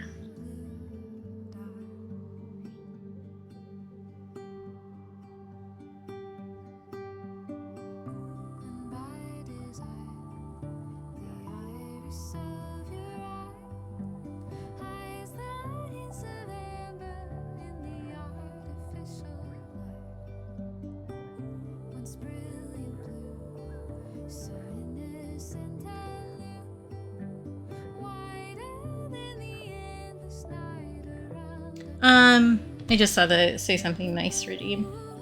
I think I'm impressed with myself about doing this. I didn't have a reference at all for this. I just did it out of my brain skull.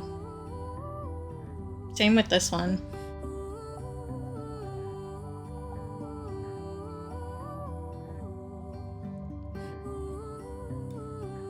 It's like, damn, she can remember some things, you know?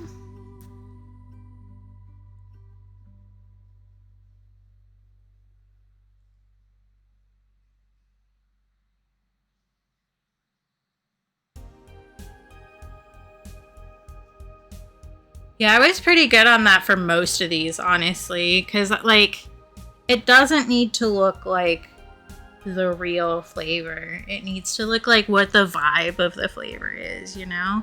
I did look up a reference for the cucumber one to get the, like, the seeds on the inside looking the way that I wanted them.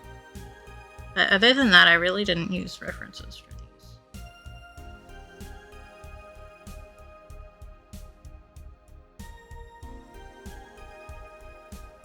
Well, usually it isn't banana ice cream and a banana split, which is funny. I don't know that I have ever had a banana split.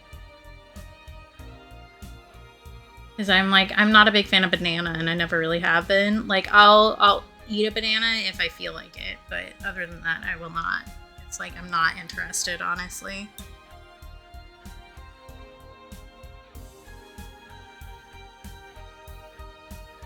Ooh, dilly bar sounds good. I had a dilly bar in a long time. What flavor dilly bar do you get, Sean? Oh, you're shut down for winter, Shawnee? I know that isn't uncommon for, like, smaller places, but I didn't know that there were DQs that did that. Because, like, our local ice cream place shuts down, and so does the one near my dad that does, like, frozen custard. We'll shut down once summer's over.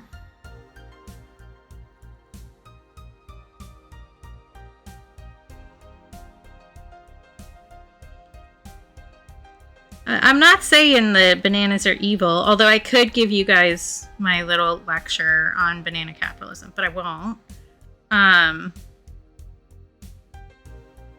They're not my favorite. Yeah, totally fair, Shawnee. I just, like, I don't know. To me, franchises don't do that. I don't know. Which is silly because, like, I live someplace where franchises just randomly fucking disappear. Dilly Bar is a vanilla ice cream that is coated with some kind of covering. Often it's chocolate, like the base version is milk chocolate. There's also cherry and butterscotch. And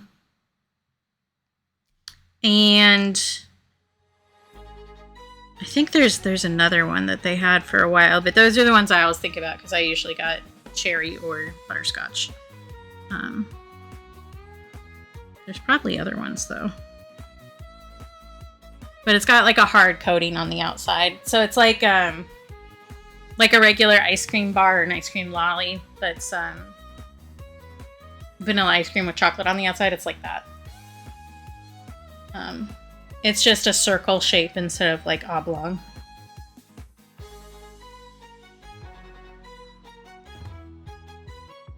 Yeah, that's fair, Ghost. Yeah, we get very traveled bananas. And they're going to be gonna say species, that is not the right word, a variety of banana that travels well, which often means that they are not as good. But I also just like, I find bananas taste too strongly. So like, if I want a smoothie, if you put a banana in there, it is now a banana smoothie. It does not matter what else you put in there. And like, that isn't necessarily a bad thing. But it is not what I want, personally.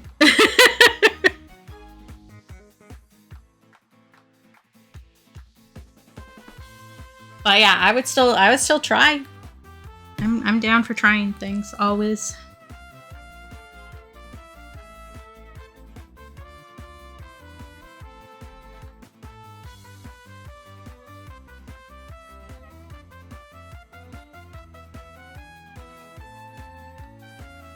Yeah, see, I don't like artificial banana for surezies. Not my bag.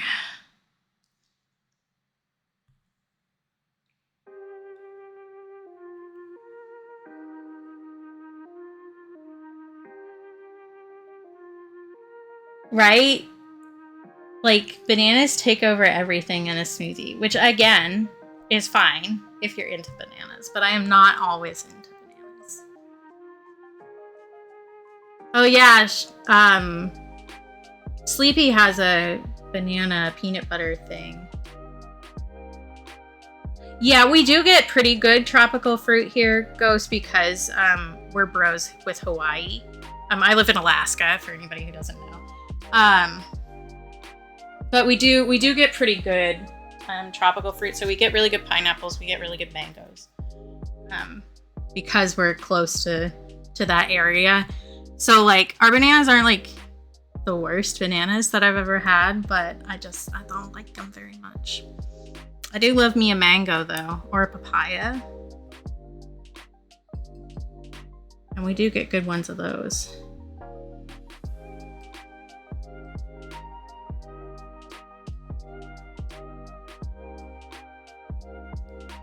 Yeah. I do have a papaya sticker, actually. I mean, it's a gay joke, but I mean, if you're here, you probably are okay with gay jokes. I mean, I met Ghost in Sleepies, so I feel like gay jokes are probably fine. I should have one in here. Let me find it. Because, like, say what you will about various fruits, but papayas are very yonic. So I have a papaya sticker.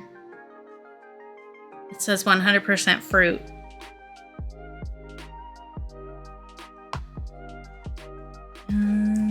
Where are the other ones for this? Because I have a set of these. It's like 4 of them. But I just have like my little container of every single loose sticker in the world that I make. That's not them. There's one.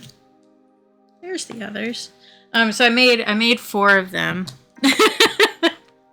Yeah. These are the plain hollow. So I print these and laminate them myself. But there's a papaya, there's a peach. There is, in fact, banana. And the 2 bananas are frotting. I would like to point that out. And then cherries.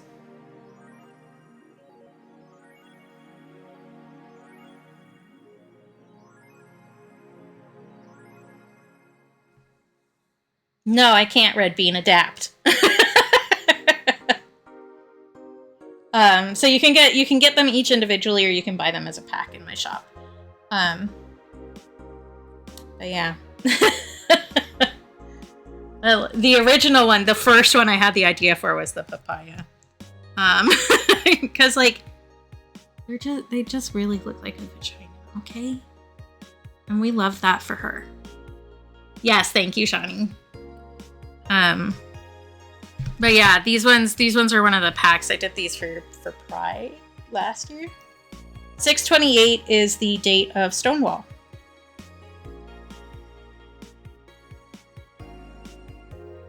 And no, nobody has ever asked me that. Nobody has picked up on it before.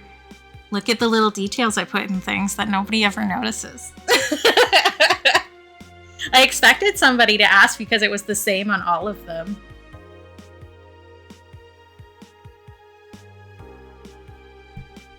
Literally nobody else has asked me that. I told my brother. He's the only other person I think I've told that. Yes, the whatever substance that is dripping from the peach. Peaches are just really juicy, you know? I also, while I was doing this, discovered that the cherry emoji people use for boobs now. Which I didn't know that. Because I was like thinking what a fourth fruit could be to do this. Because obviously like peaches are butts. The papaya is a vag and the banana is a penis. But like the cherries I did not know meant boobs. I was like, if I was going to assign a body part to the cherries, I would guess testicles. Apparently that is not how the kids are using it these days. And I found that out like because I do Instagram, like I watch Instagram Reels. Cap and I send them back and forth at night often. And I saw that on Spicy ones and I was like, huh? What? Like if I was gonna do emojis for boobs as a stand-in, I would do melons personally. But I also, am in possession of melons. So maybe people with smaller ones prefer cherries. I don't know. But I figure, like, it can be boobs or it can be whatever, And I do like drawing cherries. They're cute. And they have butts on them. They're a butt fruit.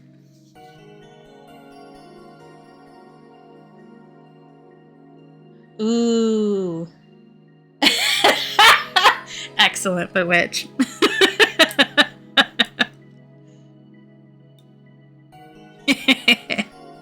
Good. I was doing chocolate. That's what I was doing when I got distracted. Getting distracted in this stream. What? Who would have thunk it?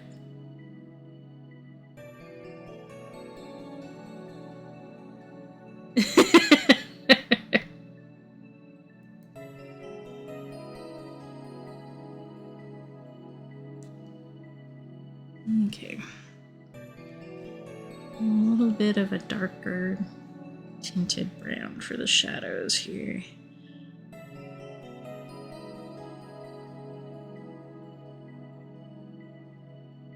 I do think I'm going to end up using some white ink on these, just because like the highest highlights on the sauce will look better in my opinion.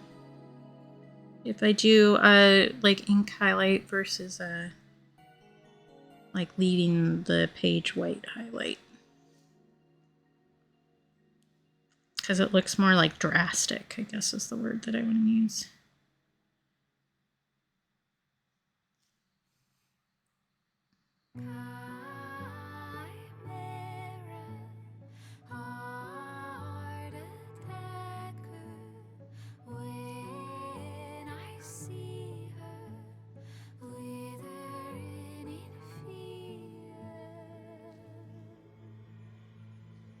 You know what I still haven't done? Listen to ACS's new album. How many months have I been saying I should do that every time an ACS song comes up? Hey. I am gonna have some time this weekend though. I've said that multiple times before and haven't done it, but maybe I will actually do it this weekend. So I have a meeting tomorrow. Say a meeting, it makes it sound like it's something really serious. I'm gonna shoot the shit with Doodle tomorrow. We're gonna talk about our D&D characters. Because Doodle's still working on the background for theirs. Now I need to write down my background in my sheet. I combine all of my deets.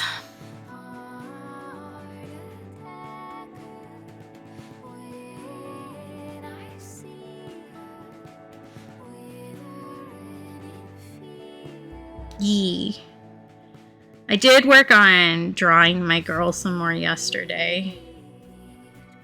while I was lurking in Sleepy's.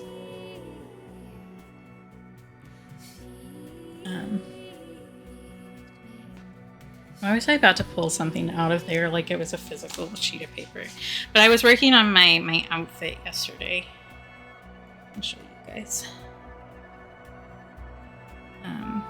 Not all of the sketching makes sense in my opinion. But I invented a new style of clothing. Because my character is anorexic, is one of her flaws, if you want to call it that. So she has control issues because of her family. I know that sounds familiar. You don't have to tell me. But I was working on figuring out her clothes. So my layers are a fucking mess on this. So this is the like front of her outfit and her. I can show you guys her face close up in a second. I just copy and pasted in here because I wasn't going to draw that again. But she has like pretty loose fitting clothing that has wrap ties around all of the like the wrists and ankles and waist, and then all of her clothing has a lot of different lacing so that she can tighten it when she loses weight. And when she lifts her arms, her little cape looks like moth wings. This is a self-care checkpoint. Because she's based on Do you need to take moths. meds? Get some water, some food, take a break or a stretch? Please do so now. Thank you. And then I did, which one is the back? I usually label layers, and I sure as shit didn't for this one. I will Dinkenoider, thank you. And then this is like what the back looks like. Is that Grim? Is it Grim? Is Grim here? It's Pioneer. Hi, Pioneer. Hi, Con. What's up? My guess is Greg has shut Con out of the room. I have taken a sippy. Hi, Papa. I'm now petting the cat. We'll do hand and wrist stretchies.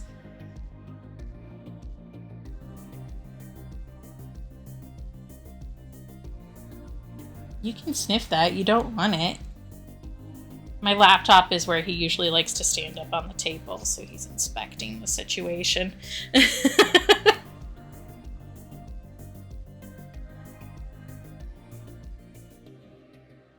Yeah, good to see you, Pioneer. How's Trix?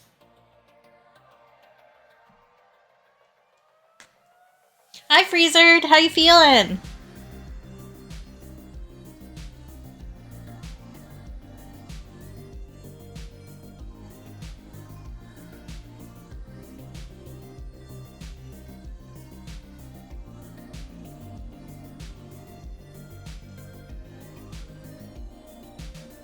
Okay is better than it could be, I would think. But yeah, so I was working on that, but I need to get like a actual, like it inked and down. I also am working on my, because Grim, our DM, wanted us to have a token to use on Roll20 for next time, so I started mine. Do you guys want to see? It looks really crazy.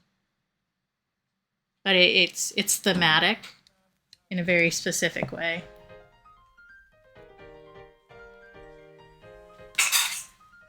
This won't make sense to like anybody, but it makes sense to me. Like all of this is specifically chosen.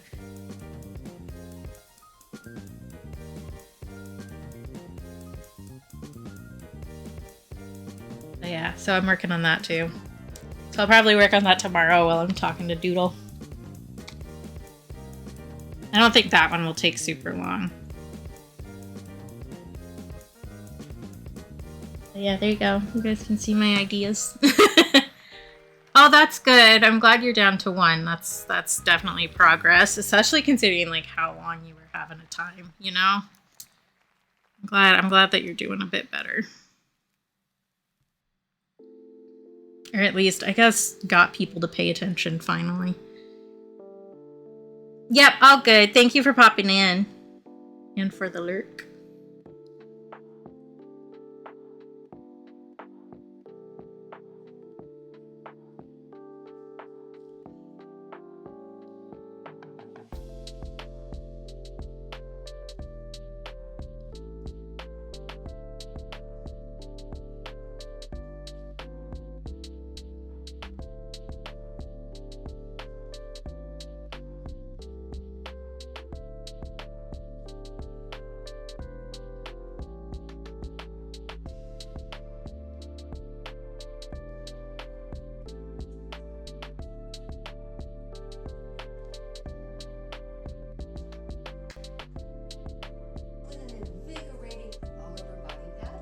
Thank you for vapping me. I have paintbrush in my mouth, can you tell?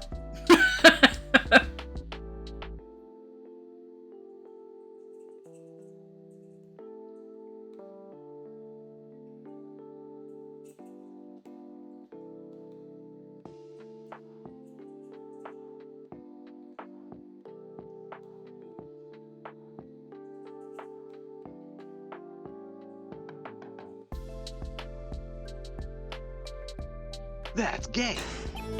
It is gay. Everything here is gay.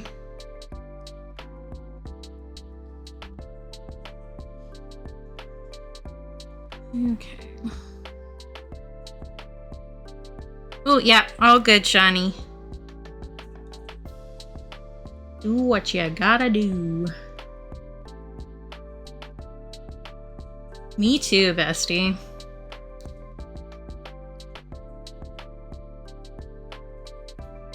Man, so I mentioned that I had the appointment at the clinic, like mental health clinic, on Wednesday, and that's why I didn't stream.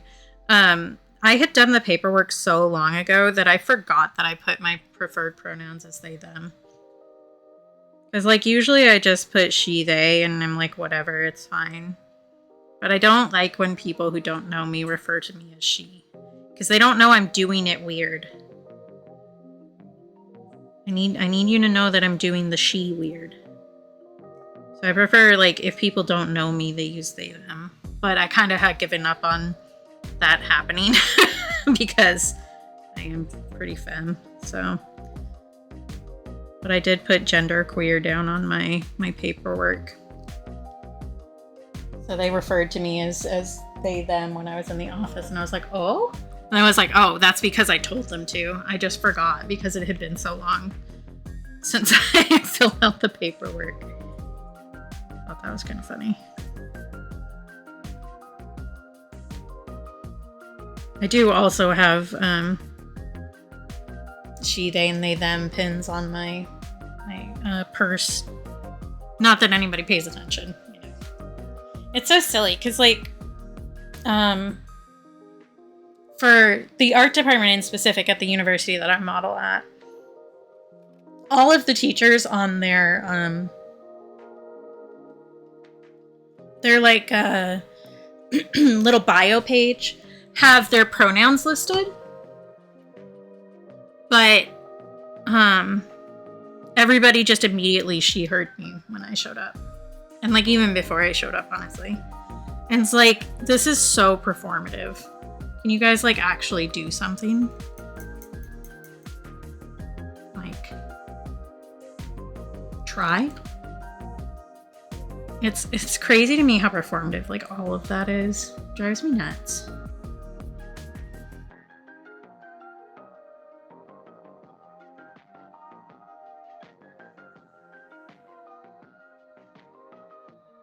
Yeah, exactly. So, like, what's the point?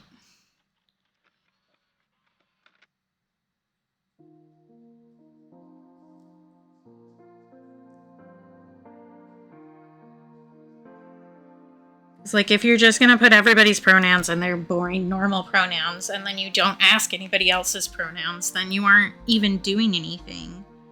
You're just trying to pretend like you're doing something. You know? Yeah. Mm-hmm. Oh. Ew. I hate that. I love, though, when games automatically they, them, you. So, like, last campfire, Ember, the character that you play as, is they, them.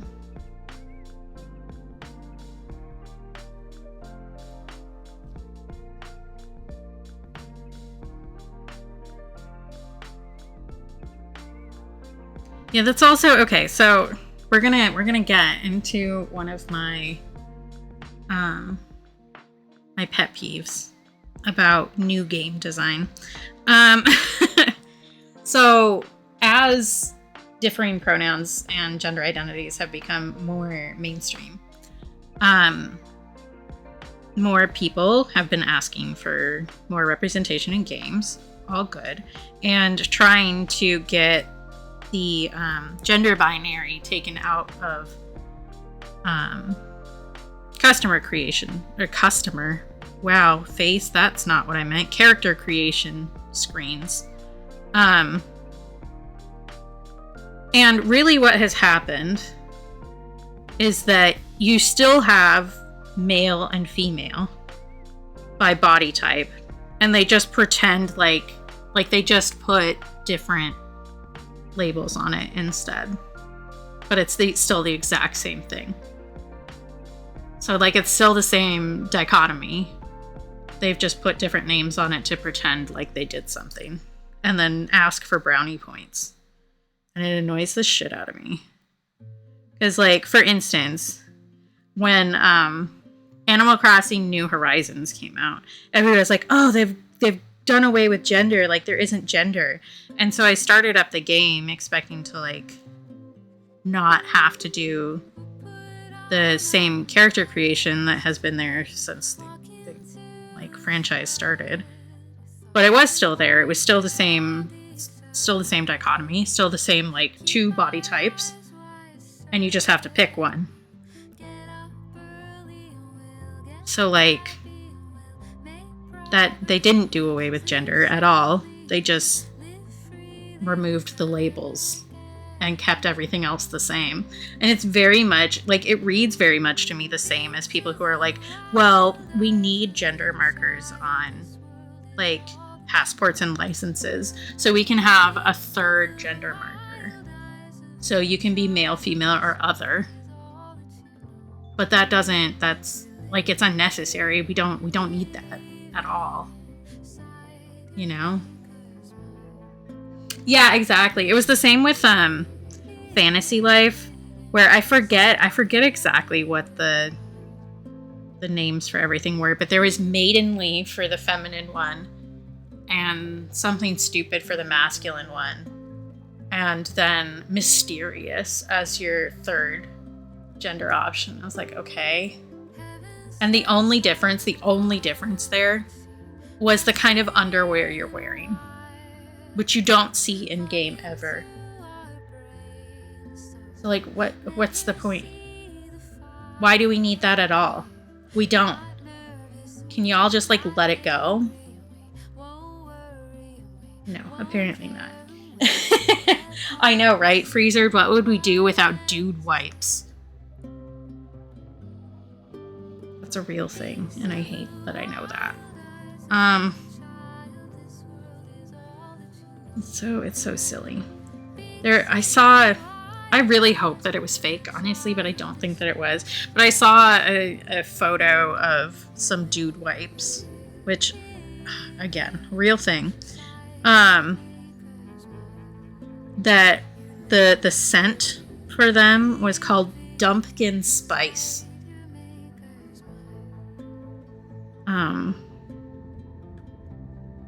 So I guess pumpkin spice isn't too womanly as long as you make a poop joke.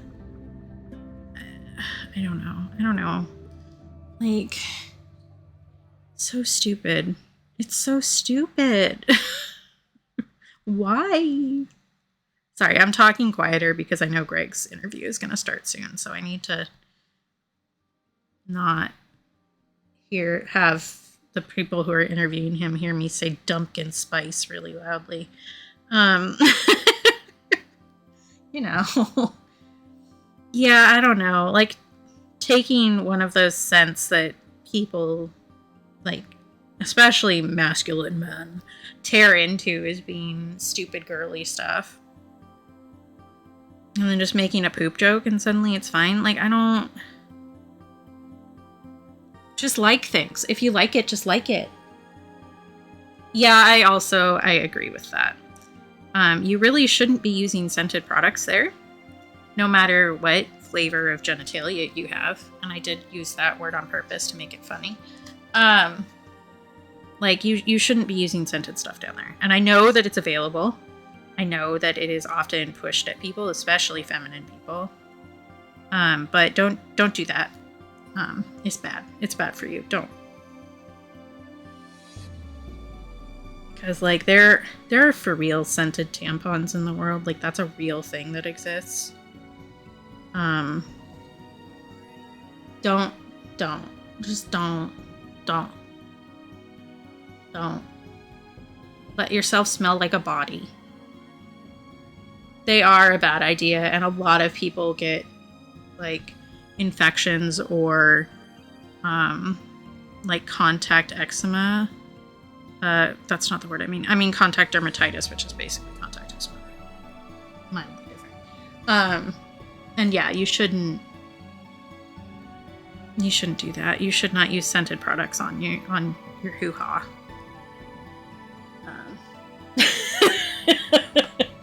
Yeah, we need that sensation, Sleepy, right? So we need hot cinnamon ones.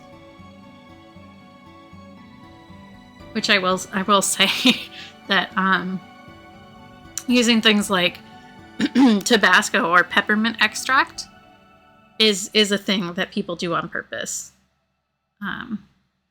That's a BDSM thing. It's called chemical play. So just know that if you're doing that, you need to have a cutting oil on hand so that you don't hurt yourself, please. That's my little PSA today. That would be great, Freezered. We need ghost pepper dude wipes. That's the only way to be a man. So true.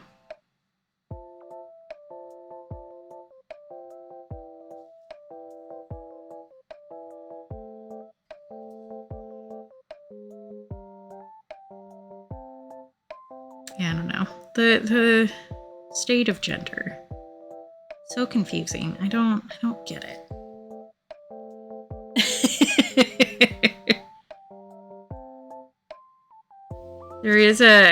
This is only vaguely related to the gender thing. There is a trend right now on Instagram Reels, where very masculine looking trans men are, like, trans men who pass very, very well, are making jokes, and they're like, oh, well, you don't look trans, you're just a real guy. And they're like, oh, I'll prove it. And then it shows the trans guy washing his hands after he uses the bathroom. And I think that's really fucking funny.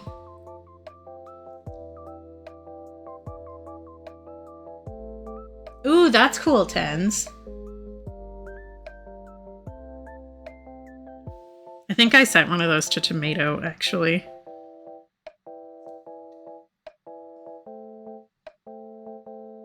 Because, like, the amount of guys, like cis guys, who do not wash their hands when they leave the bathroom is absolutely astounding to me. And I will tell you, I think about this moment a lot. So I had some friends over at one point, like when we had first moved into this house. So I was still in college. And I was just like, we'll just do like a little grill party out on the back deck, because the people who lived here before us left their grill here when they moved. So I was like, we'll grill some stuff, and I marinated some salmon, that kind of stuff. And so I had a bunch of my female friends come over, and one of my friends had her boyfriend with her that she'd been dating since high school. And at one point, I don't know how this came up. I do not remember what the like context for this was, but we were talking about washing hands after you leave the bathroom. And the one guy there, which would be my friend's boyfriend, was like, well, like, guys don't actually touch their stuff, where, like, girls, you do need to touch it, like, when you pee, so you should wash your hands before you leave the bathroom, but it's not as big a deal for guys. And I was like me and my 2 other female friends who were not dating this guy all looked at each other at once, like some sort of weird confirmation head-to-head conversation where we were all like, what the fuck does this guy think we do in the bathroom? And like, how is he peeing that he like, does he not aim? Does he just like expect other people to clean up after him? What's happening here? And so like all of like the 3 of us like stared at each other and had like this whole conversation in like 3 seconds, and then all turned to our female friend who was dating him. I was like, you need to have a discussion with your boyfriend. Oh my god, yeah, I've seen that one too, Ghost. It's like, no.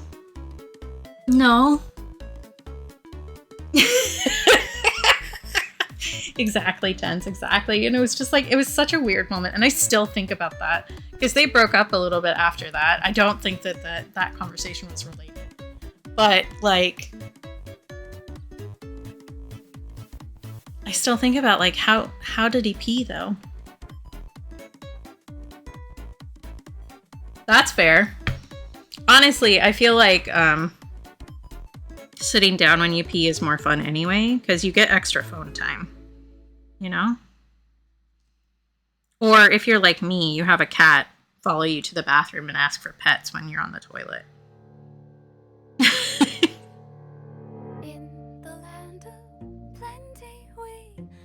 Because he's figured out that if I'm in the bathroom, my hands are generally speaking free. So he'll come in and ask for pets. And if I close the door and he isn't in there with me, he'll start scratching at it and meowing like I've horribly wounded him. Yeah, it's called a rest room. Right? Like, rest.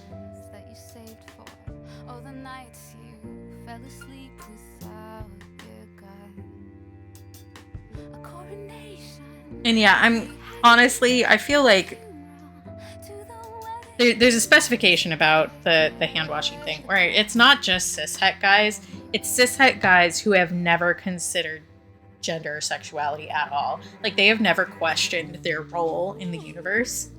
And some people are just like that. Like, they don't need to question it. They 100% know. And some people just don't even think to question it until somebody else tells them to.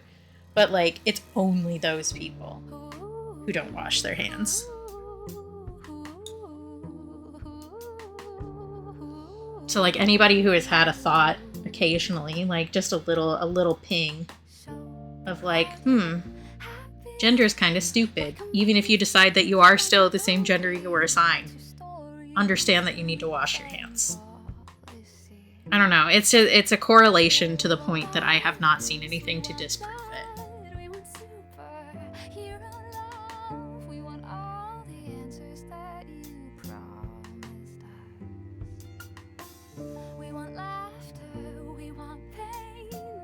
Also, I do, just like in general, I feel kind of bad for people who can't use the women's restroom. Because, like, it's fun in there.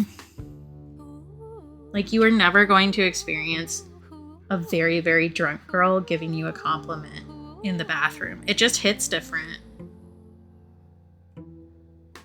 Oh my god, Sleepy. So, related to that, I worked at a frozen custard place when I was in high school. And the person hired a bunch of, like, it was a brand new business, and he just hired a bunch of teenagers that all went to the same high school. And one of the guys really clearly never washed his hands. So, like, he didn't wash his hands when he went to the bathroom. He didn't wash his hands, like, when he was preparing food. I never saw him wash his hands. Once. Even though he had to have a food handler's license to work there. And it got to the point where one time a customer saw him come out of the bathroom, like, really quickly after he had gone in there, and he was about to make her food, and she was like, "Can you make him wash his hands?" And I was like, "With great pleasure. Thank you for asking me to do that." And I was like, "Alex, wash your freaking hands." like, oh, I washed them in the bathroom. I'm like, no, the fuck you didn't. You're a liar. Wash your freaking hands. And then I made him put gloves on to do her food. And he got fired for not washing his hands. Hi, Con. You would wash your hands, wouldn't you, Con? If you were a person, you would wash your hands before you left the bathroom, I think. Because you wash your paws after you eat. Oh my god.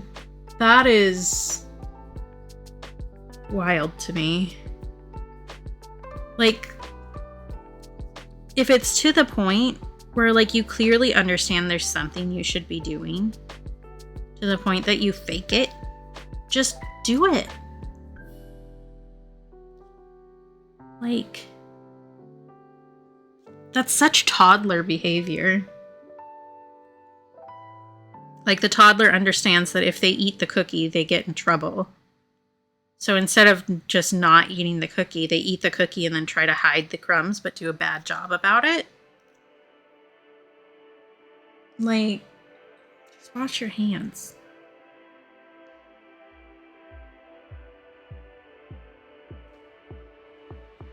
Yeah, that's gross. I don't know. I don't get it. I don't get it. It isn't. Like, it's just washing your hands. It really isn't difficult. Like, why are you allergic to water? What's happening?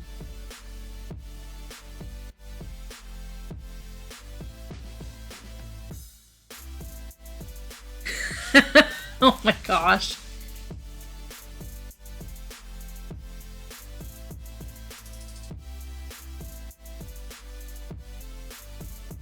Yeah. I don't know. I don't know how people can do that. I don't get it.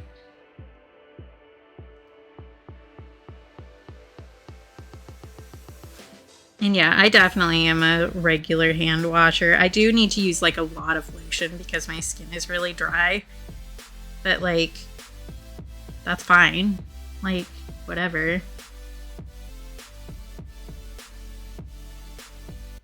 Ooh, yeah, I should do that for the towels in the guest bathroom up here, actually. Alright, that one was a post-poop Zumi. Just in case anybody was wondering, I'm sure you guys heard that. That was really loud.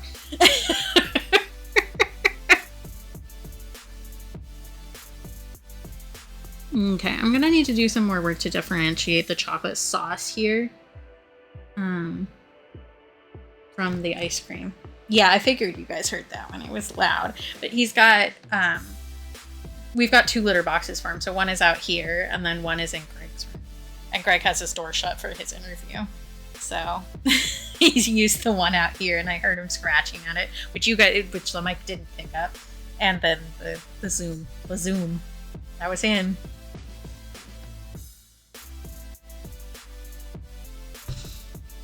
I think I just need to make the chocolate darker for the sauce, because like chocolate sauce is very dark in comparison to like chocolate ice cream.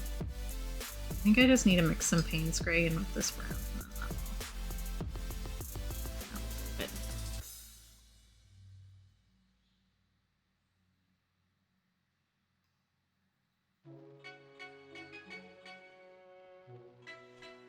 I do that. Yeah. Maybe.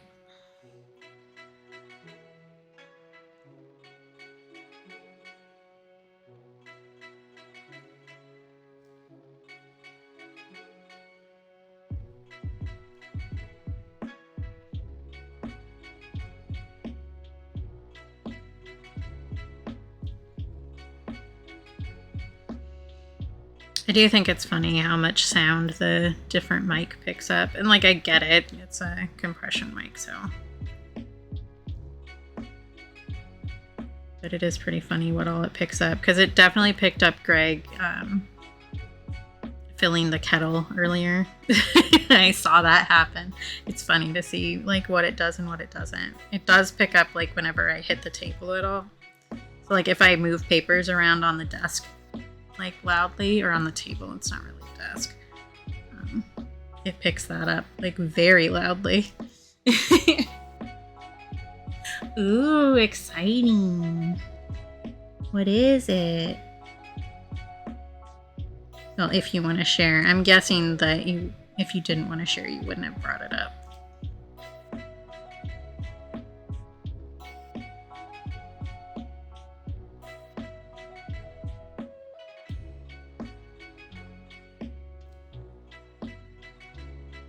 Ah, good. Yeah, that tracks with you. Just like in general.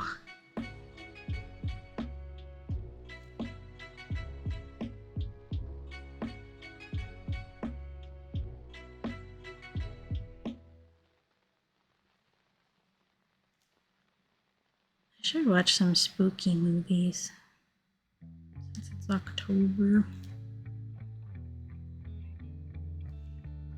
I have the odd feeling that you're already good. I know that you mean good by your standards, but you're probably already good, Sleepy.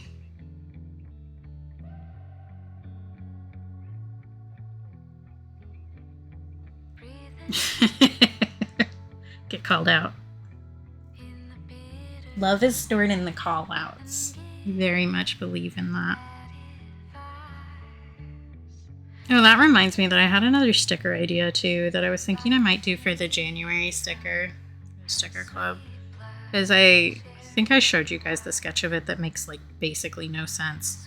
Because none of my sketches make sense to anybody but me. But I was reading yet another self-help book. That was specifically, I think I've mentioned it on stream before, but it was about fawn response, because with your flight or fight, I can speak words, reactions, there's actually two other ones. So the other one is freeze, and then there's also fawn. And this book was mostly about the fawn response and how it will turn you into like a people pleaser. And how to like combat that in your own head, basically. And I don't remember exactly what it was she said, but it was something about validation.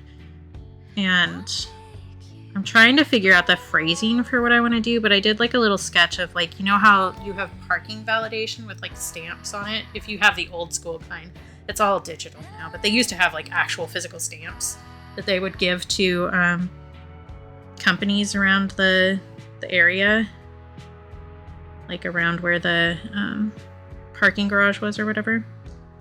But I was thinking that, and then something that says something similar to, don't let the people who you wouldn't trust with your car validate your parking. Something like that. I haven't fully figured out the phrasing yet. But just like, don't let the people who, like, don't search for validation from the people who you don't trust. Or whose life you don't think is what you want your life to be, you know?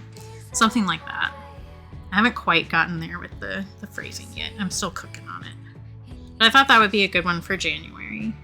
Since I did another kind of New Year's resolution kind of positive thing for last January's, which I might actually still have in here. I don't know if I do.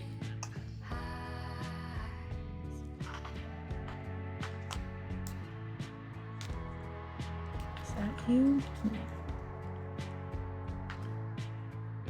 At the December one.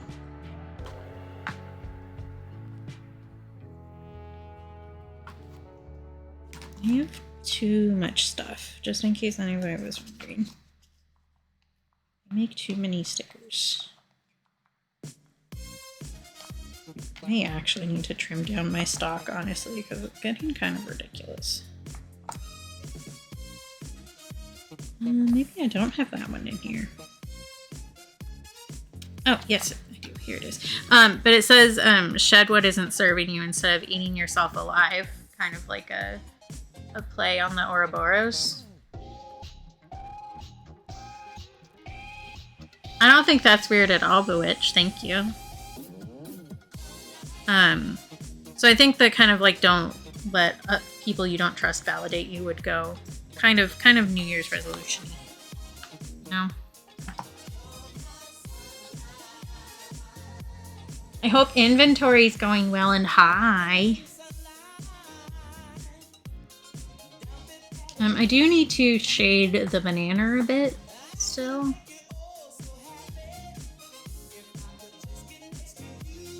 I'm not really sure what color I want to do for that. I would like it if I could get at least one of these done today, honestly. But I have been streaming for a bit. Although I need to be quiet until Greg is done with his interview anyway, so I might as well sit here and paint quietly, you know? Let's do the banana. Maybe if I do just like a little gray and some yellow. That was too much yellow. Of course. Such is the way. That's gonna be kind of dark, but you like.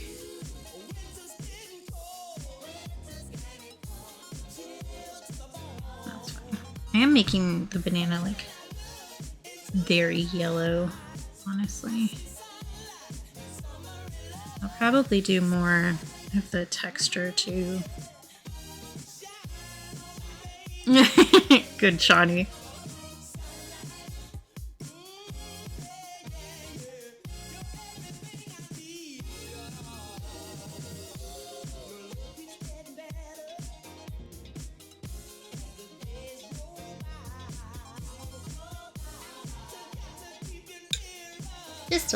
Just a little nibble.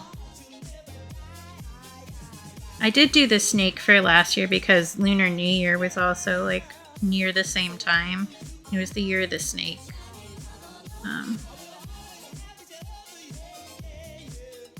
Which I guess I didn't look it up. I don't know if Lunar New Year is close or not this year.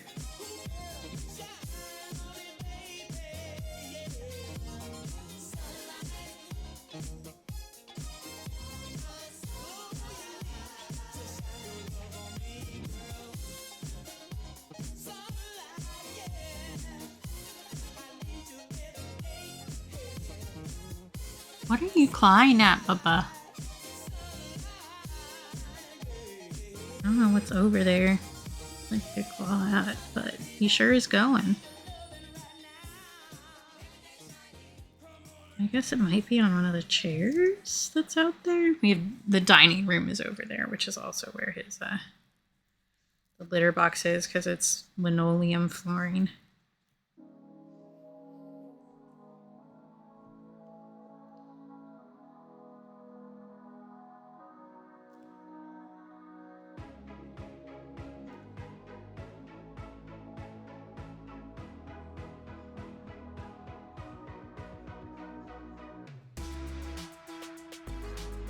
I am realizing something that I think I maybe have hamstringed myself on these a little bit.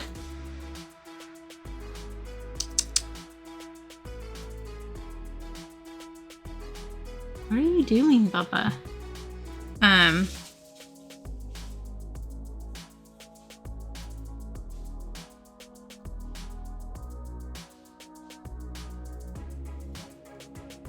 Sorry, I'm listening to the sounds that Colin is making over there trying to figure out what he's doing. I don't think there's anything over there that's like a problem. I'm just curious.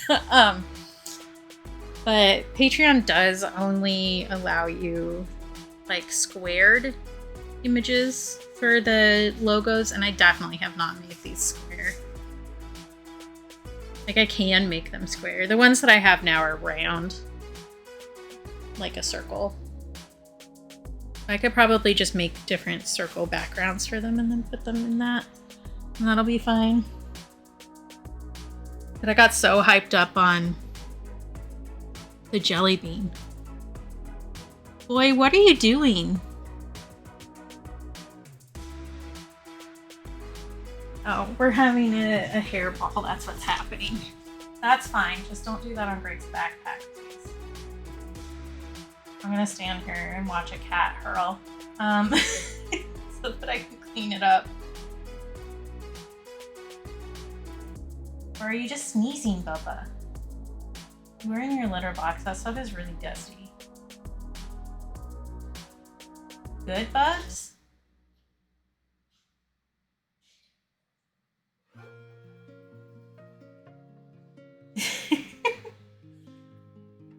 No, he doesn't need a timeout. He's allowed to have bodily functions. That's okay. We won't shame anybody for bodily functions, especially ones they can't control. You good, Bubs? You okay, sweetie?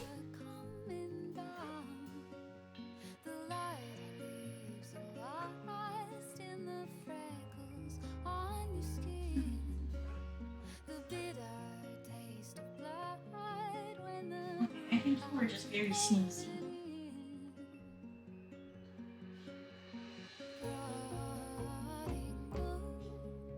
We do need to take him to the vet at some point. In any case, but...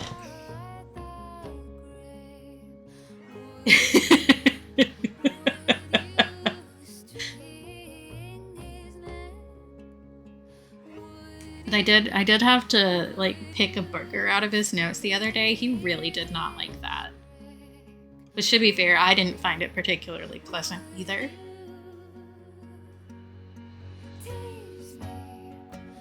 I think Sleepy's hair is too curly to be spaghetti. I think it would be rotini. No, not a burger, a booger.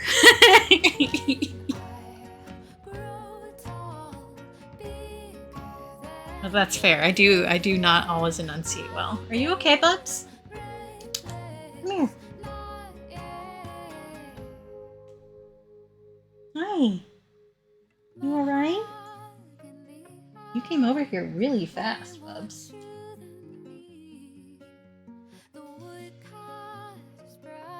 I feel like you wouldn't actually enjoy that story. I've seen your nose. It's smaller than a burger. Hi, you alright?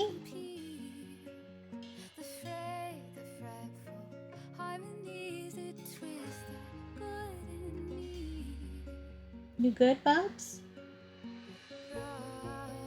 Just a little sneezy? That's fair, I've been sneezy too. Yeah? Yeah, you can have her pets.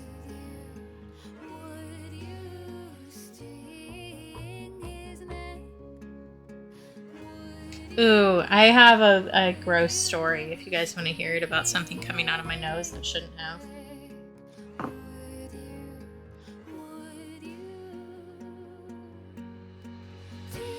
I will give people a moment to leave if they don't want to hear that. So I'm giving you a break. I'm going to talk about vomiting and something coming out of my nose. But I'm gonna give you a break. I'm gonna let you know so that you can leave if you don't want to hear it. Bye, Dad. Safe travels. Okay, I'm going into the story now. This is your last chance. Your last chance to not hear it. So when I was a teenager, I had to go on antibiotics at one point, and anytime I have been on antibiotics, I have always puked the first day. Always. And because I wasn't feeling well, which generally you don't if you have to be on antibiotics, you aren't feeling particularly well. I had eaten some ramen. You know, just your basic top ramen with long noodles. And I hurled really hard immediately afterwards. And whenever I vomit very hard, things come out of my nose, which is not pleasant, especially if you're taking antibiotics for sinus issues. And I had a noodle from my throat, through my sinuses, through my nostril. Wouldn't recommend it. Not very comfortable, especially when you're just kind of staring at this thing hanging out of your nose, and you're like, do I pull the rest of it out of my nose? Like, do I need to pull this entire thing through my sinuses? Like, what's the play here? So yeah, I did I did break off the noodle at a point that I could see, and then I made suction with my mouth to pull the noodle back out of my sinuses. But yeah, not particularly pleasant. Wouldn't recommend that situation. Yeah. But that was on purpose. Okay, Sleepy. Like, I know, because I've known you long enough that you do put long things in your body that aren't supposed to go in there a lot because you're curious. But that sure is a choice that you made.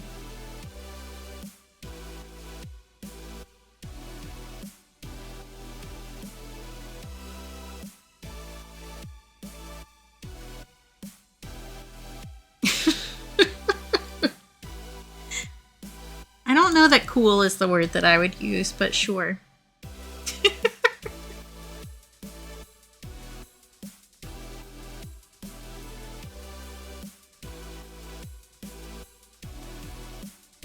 Yeah, see, because mine was not by choice, at least. I also don't think neat is correct. Because I feel like that would probably involve some sort of mess, even if it was just your mental health at the time.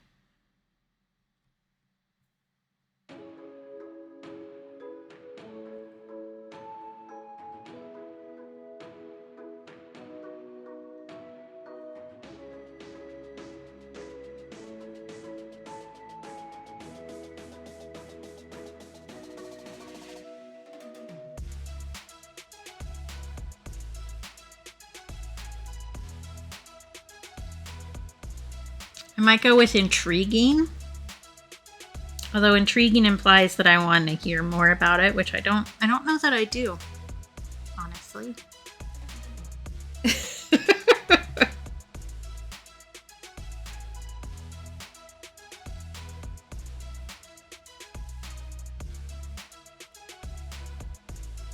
Okay. I think doing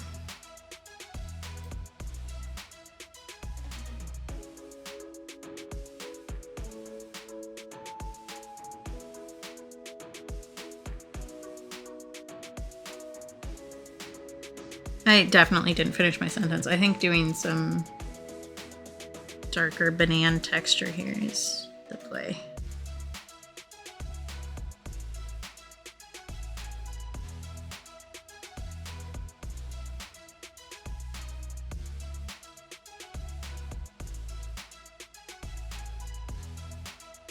Ah, yeah. Mm-hmm. Yeah. Yeah, that's also a thing that happens, like, when people have really bad tonsillitis to the point that they get, like, stones in their tonsils. Basically.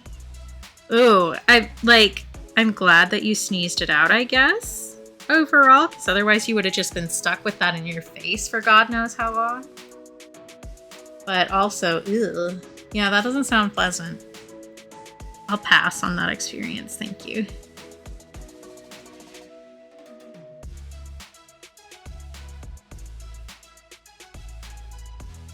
Yeah. It seems like that would be kind of like a similar feeling where like something tastes really bad or whatever because you have a thing growing in your face. Everyone's like, it's fine. What are you talking about?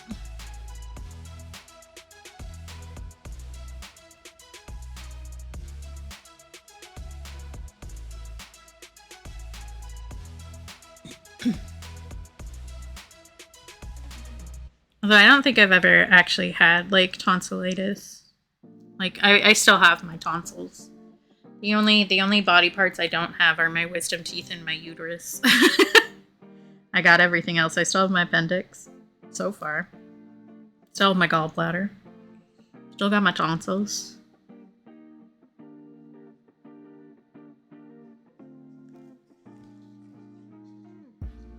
Yeah, I've had strep before, which was not fun. Although it didn't hurt right off. Like, the reason that I realized that I had it was because one of my lymph nodes swelled up so bad that I looked like a frickin' frog. And so I went to the doctor and they tested and they were like, the guy didn't even tell me what was going on. He was just like, take these antibiotics. And I was like, okay. And then I was in so much pain like the next few days. And I was like, I don't know what's happening, because he just straight up didn't tell me the diagnosis. He just sent me home with antibiotics. So I had to Google it.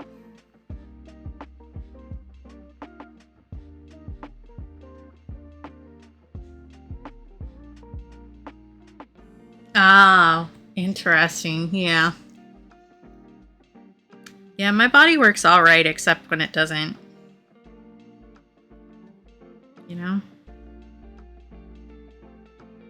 But at least the things that it doesn't work well are generally predictable.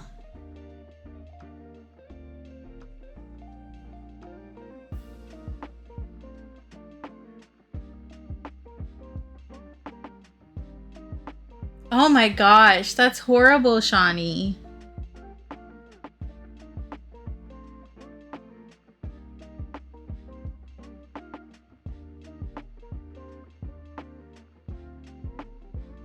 Yeah, that does not sound pleasant at all.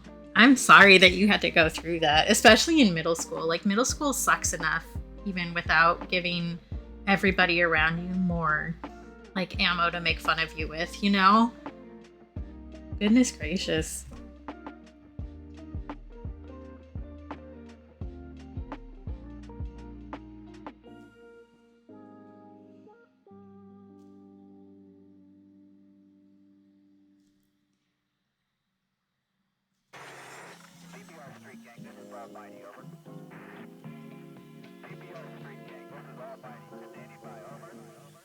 Okay, I think that banana texture is a little bit better. I wanted to boost the contrast on that a bit.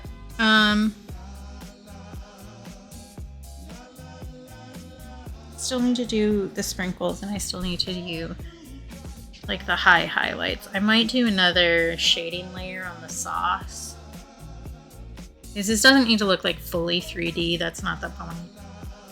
I just want it to vibe.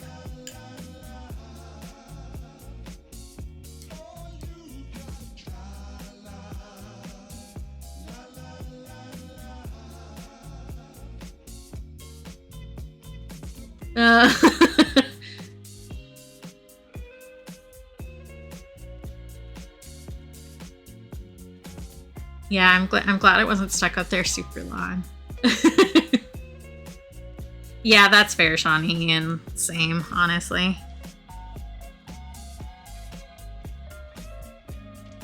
I might do just like some pretty intense grays around here, actually. To really boost, right? I feel like 90% of my friend group, I think that this is pretty standard with like anybody who has a queer and neurodivergent friend group, is like, if we could all go back in time and save our friends' younger selves, we would 100% do that. As man, we all went through it, huh?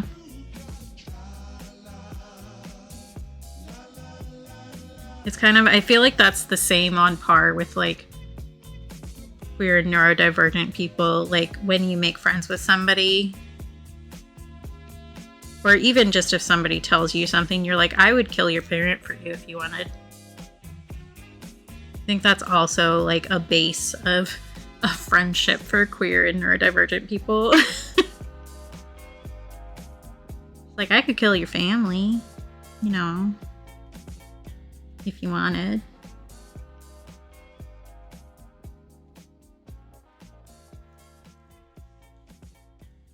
Sure didn't, Shawnee, and that means you're more powerful than literally anybody else who bullied you. Boop, boop, boop, boop.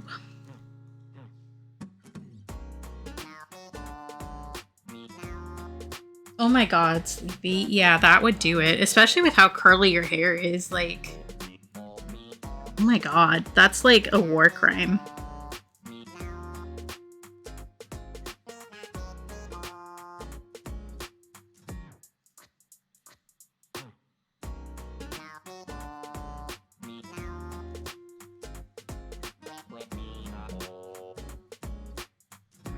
Yeah, to be fair, mine didn't either. Hi, Web. Thank you for the resub. Wiggly butts.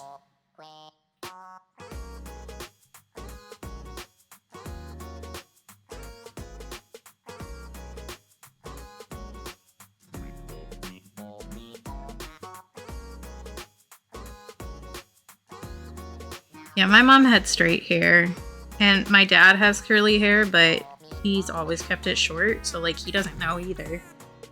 So my mom gave me advice on how to take care of my hair, but it was for people with hair like hers, which means my hair was a frizzy nightmare for the majority of my life, and I just accepted that as normal. I mean, to be fair, it still is a bit of a frizzy nightmare, but that's because I don't want to put much effort into taking care of it sometimes. Because, like, yes, curly hair is neat and everything, but also it's so much fucking work.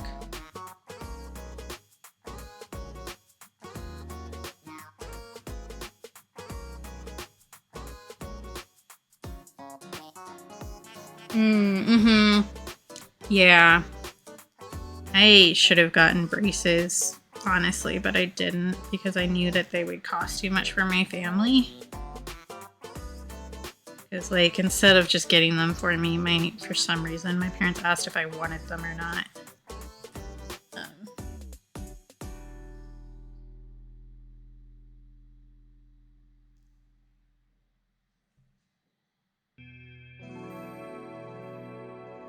So I feel you about the, I don't know, tooth trauma? I don't know how to phrase that.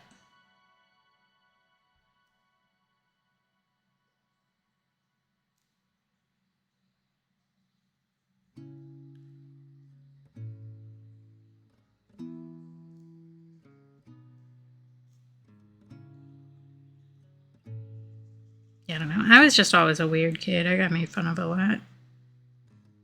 Which, like, I always think about, I don't remember if it's a tweet or something, but, like, taking, you know, millions of dollars and however many years to get a diagnosis when Caitlin, grade 2, clocked something was wrong with me in 30 seconds and made fun of me for the rest of the year, you know? Like...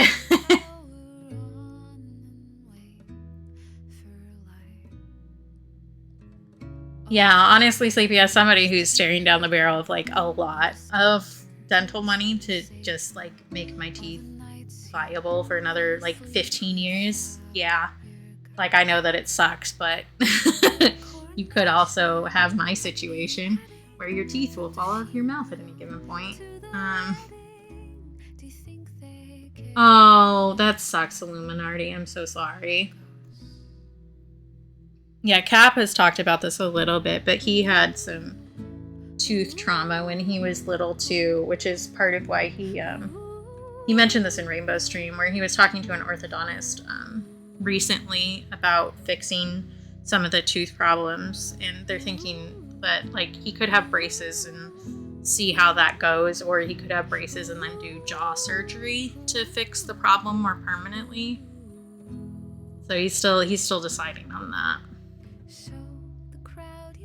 Oh yeah, that's totally fair, Sleepy. Yeah, yeah. Mm-hmm.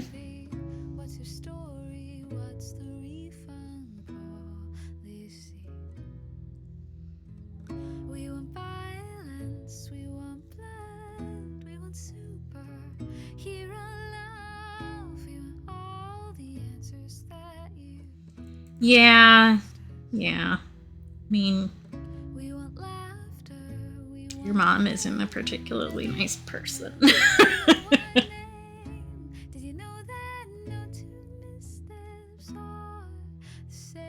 Oh no, Kvelds, I'm so sorry. Yeah, a lot of my friends had braces. Because I went to a very affluent school. And so, like, I would have gotten braces, like, because I felt like I would have been, I don't know, more in place with my colleagues if I had gotten braces. Because Because one of the things we got made fun of for in school was that we were poor in comparison to the rest of the school. So, like, having braces would have said that we had enough money to get our teeth fixed, you know? But I also was aware that we were not in a great financial situation, which is not something a second grader should really be aware of, but that's a whole different issue. So I skipped it. Although, looking back, I probably should have just done it. But you only know what you know when you know it, you know? But I also really messed my teeth up when I was super depressed, so.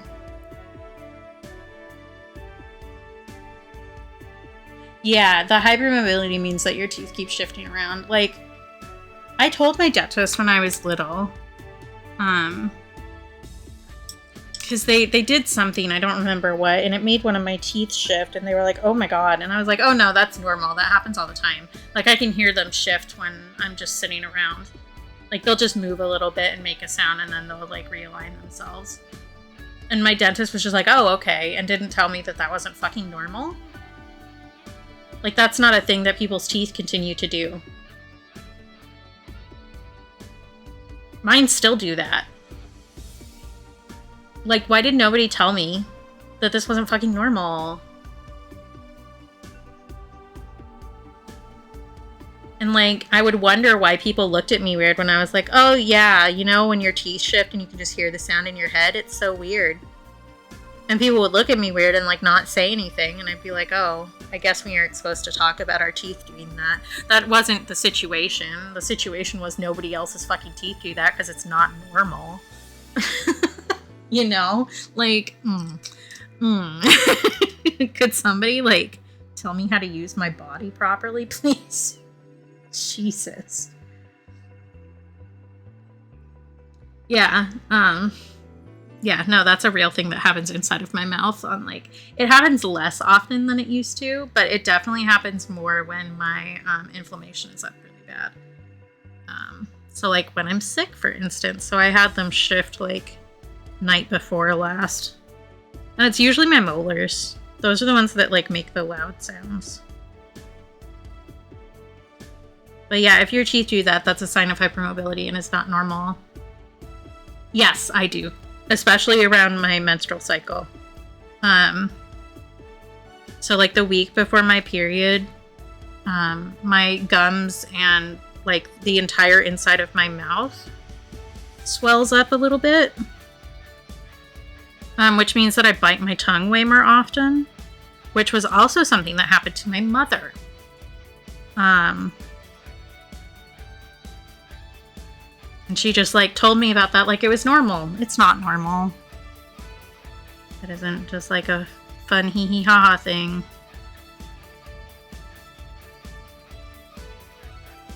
That makes sense to me. Because, like, again, an asthma attack is just going to be inflammation. Right?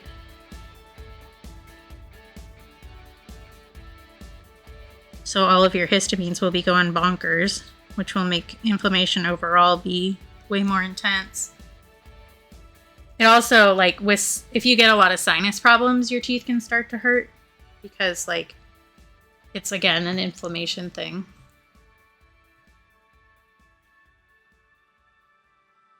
Yeah, yeah. It's definitely, like, not an actual normal people thing. It is also more likely that you have big problems with your sinuses if you're Caucasian. And specifically European Caucasian. Because it's related to how big your sinuses are and how big your jaw is. And people in, like, the European area, this goes back to, like, Neanderthals and stuff, but during the Little Ice Age, our sinuses shrank pretty significantly because we didn't need to filter out as much dust and stuff from around the glaciers as they were melting back, which also means that our jaws got smaller, and that's why we can't really fit our wisdom teeth in there for the most part anymore. Is because, like, all of that space in our heads just kind of shrank because we didn't really need it. I'm Shirkfelds. Yeah, mine, like, my canines get really sore if I have like really bad allergies. And then like my molars, like my back molars, the gums get really mad at me. It's not fun.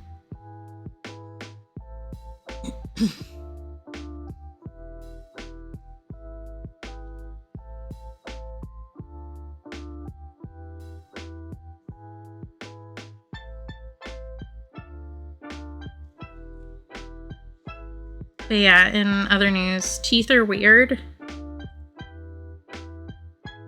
And other problems only make teeth weirder.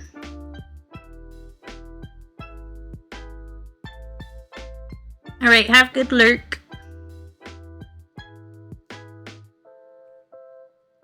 We'll probably end pretty soonish here.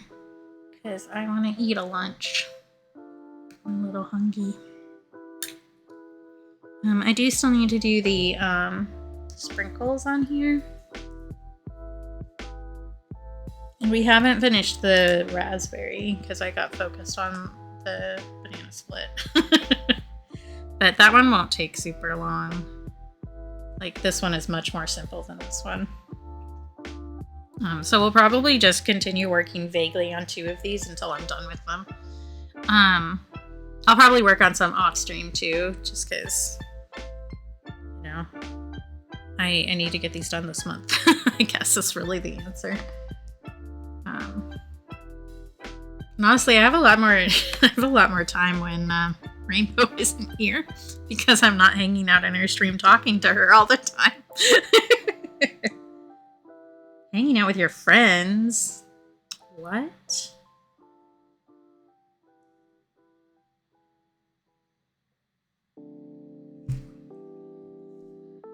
Okay.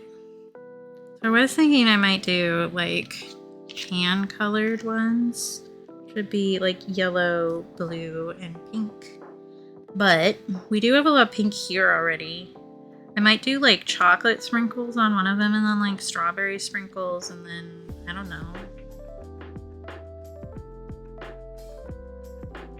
And then pan colored on that one would work, but that would feel unbalanced to me. We'll just start with chocolate sprinkles and then I'll figure it out from there. Oh, I guess I could do chocolate on this one, strawberry on that one, and then the rainbow ones in the middle, and that would feel less unbalanced. Perhaps I shall do that.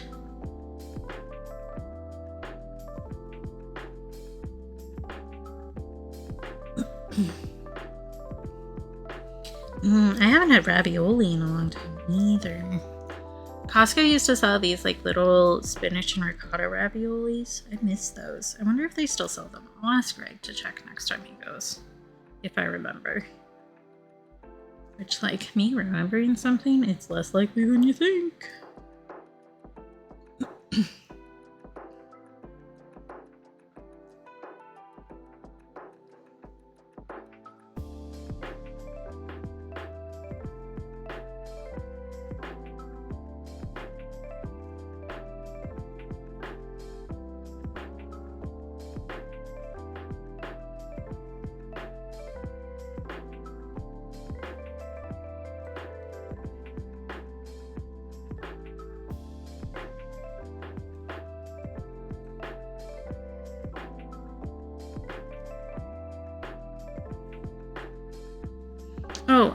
Something that I do need to mention, I have my first modeling session next week, on Tuesday.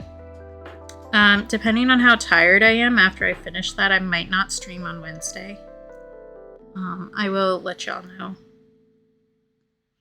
But it's my first modeling session since I had surgery, so my like tolerance level is down for sure because I like fell out of exercising around surgery and I haven't been able to start that routine back up, which I need to work on, but we'll get there. It does mean I'm more likely to be more tired and more inflamed, I guess. Like my histamines are probably more likely to go off.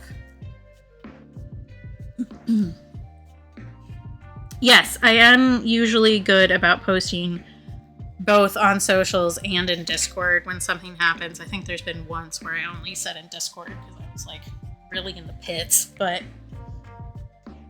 generally speaking, I'm pretty good about saying multiple places.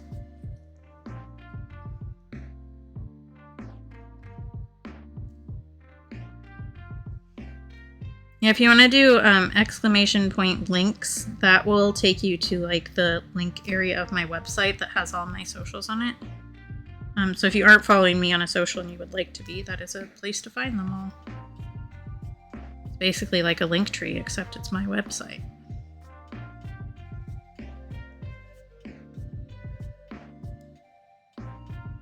Okay, I'll say very good. I am pretty consistent about it. In general, I'm consistent about announcing things because I am schedule weird.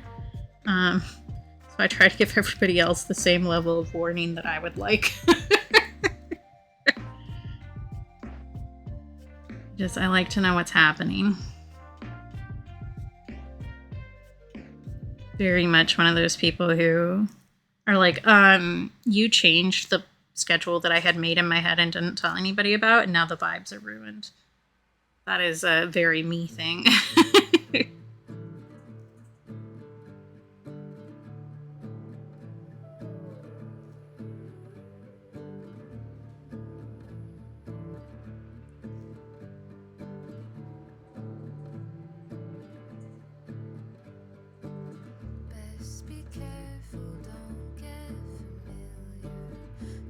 I'm probably gonna go back over these ones with like straight pink.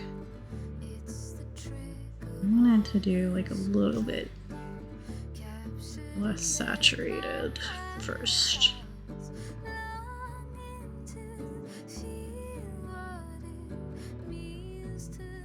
I do need to decide if I want to update the Patreon tiers as I get these done, or if I want to release them all at once.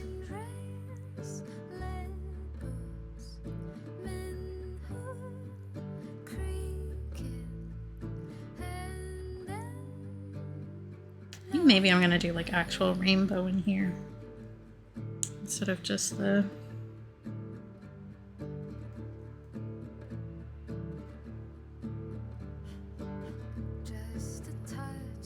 pianos. Just think that'll look better at this point.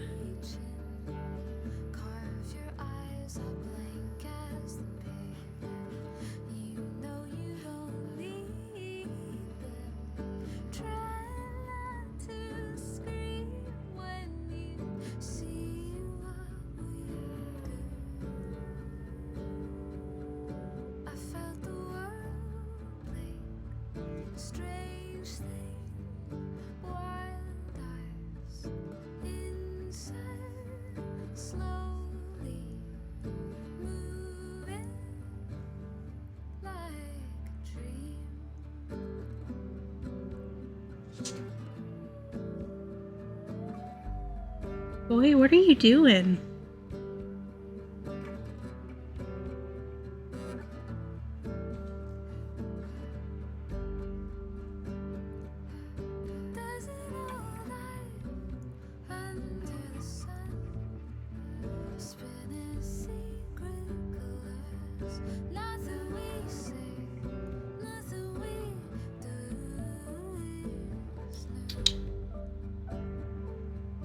You really come running when I make that sound. You think there's cheese, don't you?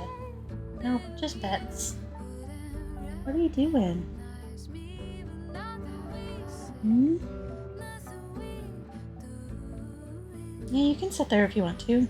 Well, you really smell like litter dust, actually. That's what you were doing, huh?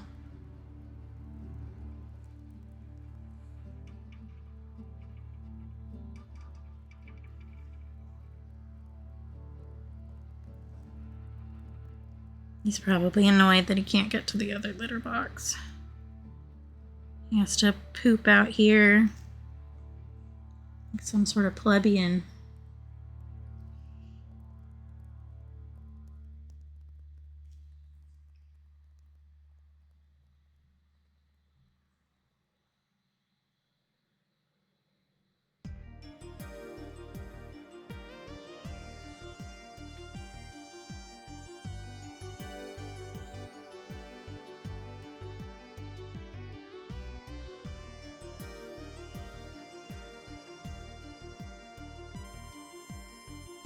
I do think I'm gonna end up making a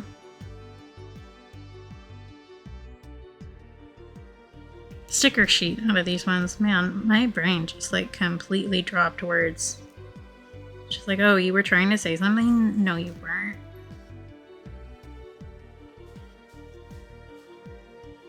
Yeah, he's still digging in the litter.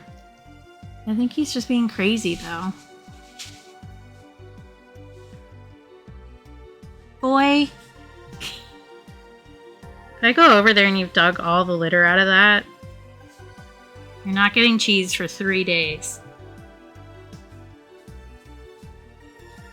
I'm the one who's gonna have to vacuum that all up, thank you.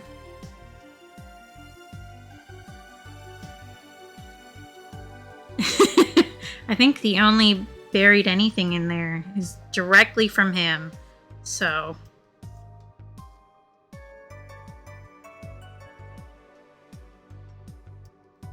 That one can be green, and then we're good. Will you be able to tell what color those sprinkles are when it's small enough for the thing? Probably not, but that's okay. I know they're there. The orange doesn't show up very well, but... that was gonna happen anyway.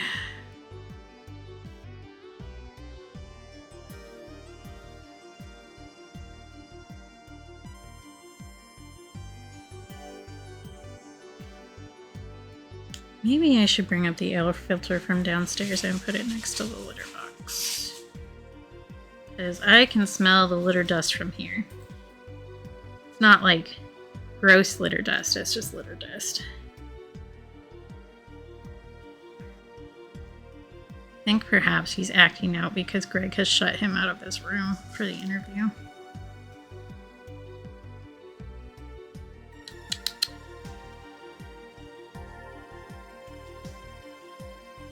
Yeah. Are you just being crazy, Bubba?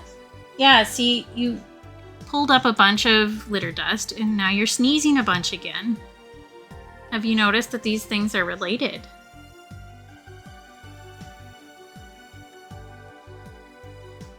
I don't think that he has noticed that they're related.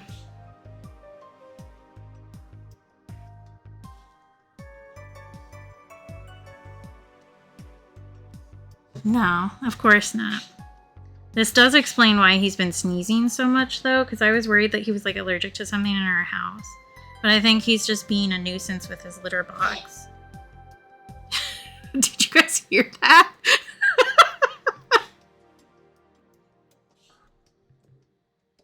Have you considered not huffing dust, sir?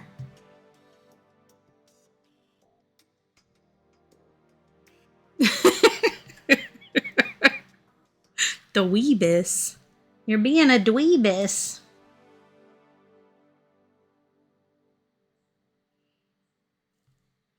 God, I can smell the litter dust all the way over here, and I cannot tell you enough that the litter box like has a wall in between it and me, and is also like maybe 15 feet away from me.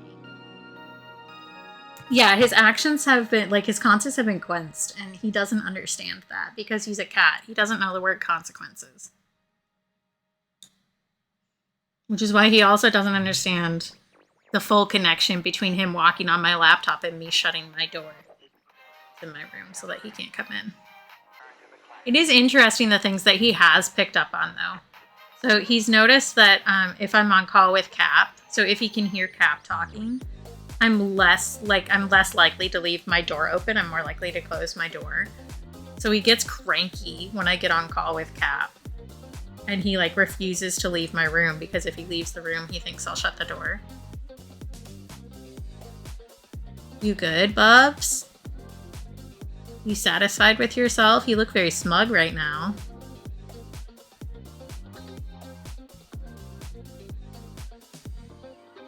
He's so annoyed that neither of us are available to give him full attention.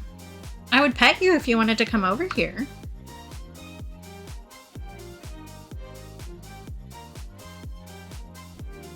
You good? We gonna slow squint at each other? We can do that.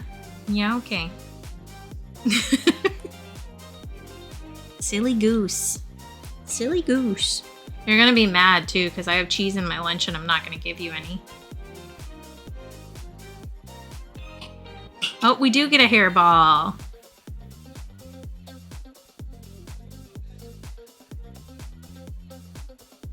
Is that what you've been working on? Is that why you're acting crazy? Or are you just acting crazy to act crazy? It could be both, too. Like, I don't know. Live your life. You want us to dye your hair or cut you some bangs or something? Will that make you feel better? Feel like you've acted out? You want a little vest with spikes on it?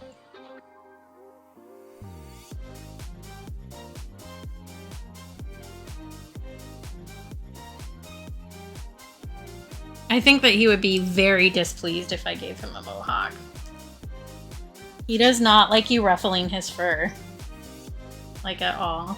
If you try to pet him like the wrong way, or if you pick him up and then he wiggles and it moves his fur around, he gets really pissed off. He also doesn't like you touching his belly. That doesn't stop me though. Because he sleeps with his stomach up a bunch. Like, what else am I supposed to do? Like, if you leave it there, I'm gonna touch it. It's so soft. Soft. You good now, Bubba? You cranky? Oh my god. Him having a lion cut would be so funny, actually. I know that's not related to poodle cut, but...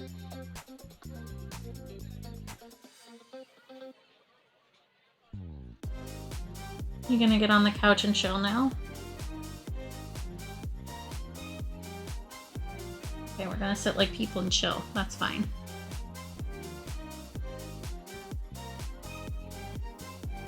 You gonna start coughing again? You're still breathing kind of heavy, Bubba. You're acting like you don't feel good.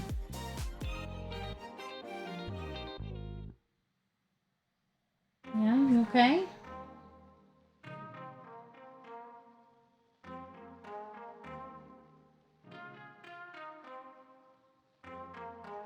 This is very true, Shawnee. Okay, you're purring. That's a good sign. You haven't tried to kill my hand. Oh, I take it back. He just did. I didn't do nothing. You stuck your foot out and touched my hand. That's not my fault. If you're gonna smack at me, I won't pet you.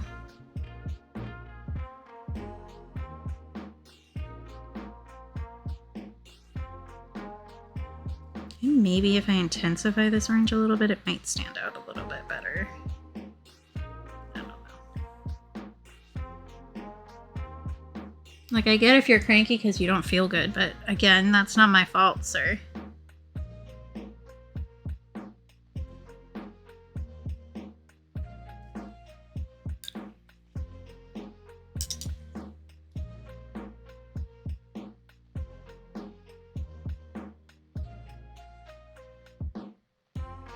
You're still acting like you don't feel good.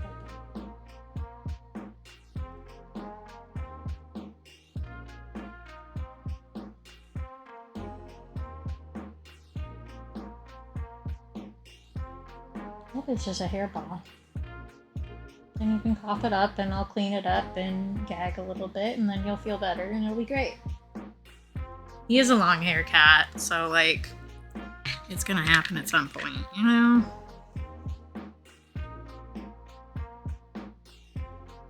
I'd prefer you didn't do a hairball on the couch, though. Please, and thank you. And the carpet is fine. That would be great. If you want to do it in the kitchen on the linoleum, that would be fantastic.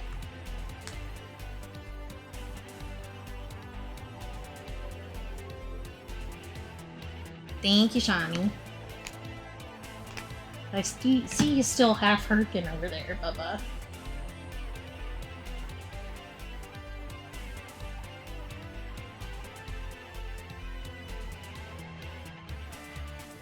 Me just staring at this cat as if that's gonna fix anything. I do still need to do the highlights on the ice cream, but I'm gonna do a couple things on this raspberry and then I think probably I will end. So I can go eat lunch and hopefully give Con enough attention that he stops throwing a hissy fit.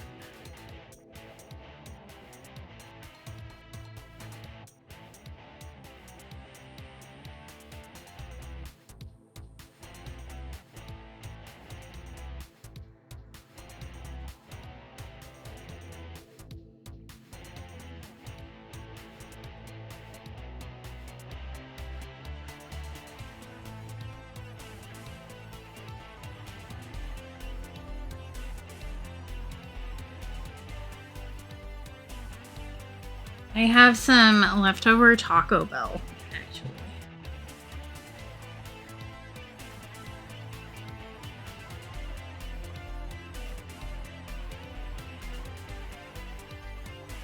So, yes, I guess delicious. I mean, it is tasty. Greg got some when he was coming home pretty late the other night, and he got me some quesadillas to eat because those ones like reheat pretty well. So if he's like eating at a time that I wouldn't eat, that's what I would ask for.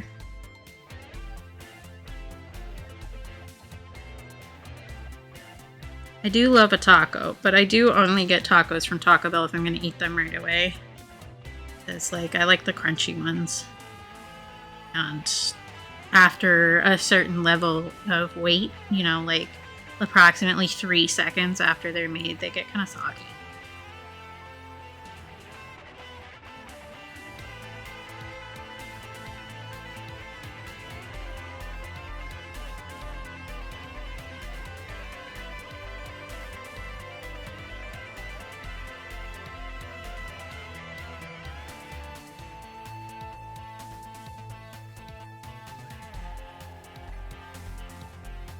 I do also like to get a Nachos Bel Grande, but again, that's one that you want to eat like right when you get it.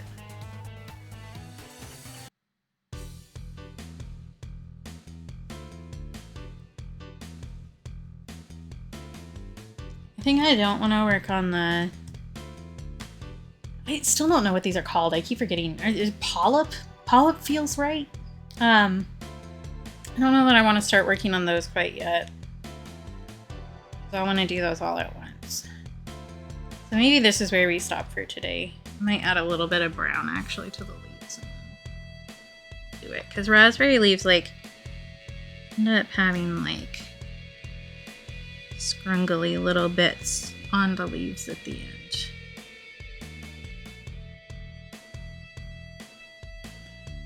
So if I do that while this is wet, it'll make a nice gradient.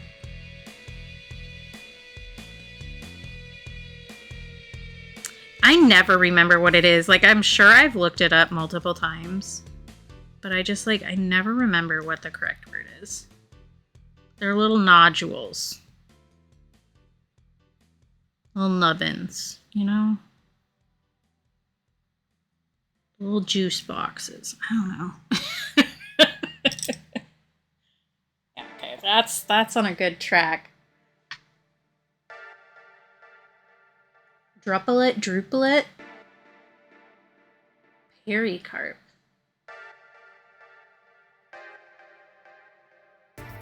Neither of those words are particularly pleasant to say, I think. Neither is polyp, I will say. It is not like a fun word. Doesn't feel nice.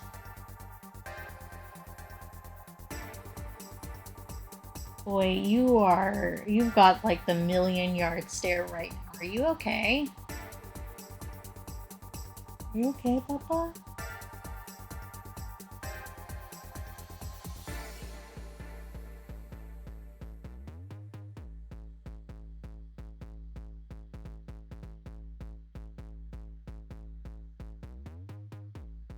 You want some pets?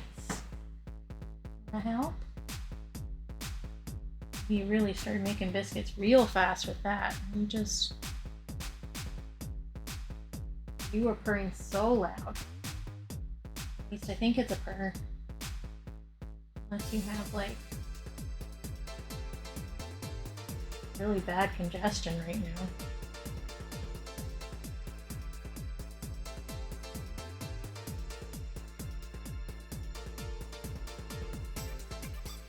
You have some eye goobers. I'll take care of in a little bit, and you'll hate that. Never like when I feel eye boogers up.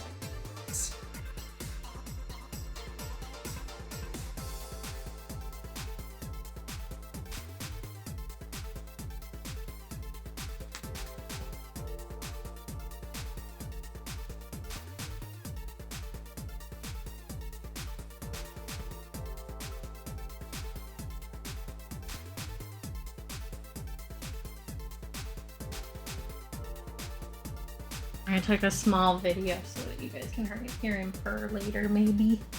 I do have the other one from before, too, of me rubbing his belly. What's your favorite? Yeah, I think you will be happier if we end stream. I do. Because then we can go sit in the back and do something else. Yeah? You want to just go sit with somebody? Is that why you're cranky? This is like the most attention-oriented cat I've ever met in my entire life. And like, I'm sure part of that is just that like his mother left him. But he just wants love all the time, forever. Oh, I see. You're going on alert anytime you hear Greg move drastically. Is that what's happening? He might have destroyed the litter box over there. He was digging real hard. And he got coughing so bad that he started horking. Like he sneezed so loud from over there that chat heard it. So we might want to, I don't know, point that out when he goes to the vet. Yeah. That was part of it. Crystal's not. Yeah. But I could like smell the dust from it over here. Greg is back from his. How do you think it went? Good. Competitive position. Mm-hmm. It's hard to say. Yeah. So let's see. Fair. We have two of these positions. I'm sure, but you also have been being recruited pretty heartily by folks, so you are also competitive at this point. So Shawty says, hope they want to overpay you. Are you calming down now? He does always do that. Does he? Yeah. Okay. It's not. I thought he might have been throwing a tantrum. He digs at the litter box. He gets out and digs at the side. He digs at the Okay. door. That explains a lot of the noises I was hearing then. How dare you, he says. How dare you do this to me? Lock me out of a space for an hour. How could you? In any case, I didn't bomb, so that's... Yeah, that's good. And you didn't show up in dirty gym clothes, so I'm still not over that. They had like a job fair at the college that Greg is at, and somebody showed up in like late in dirty gym clothes to talk to some employers. Yeah. Like talking to a huge company who like is world renowned. Not a good call, just in general.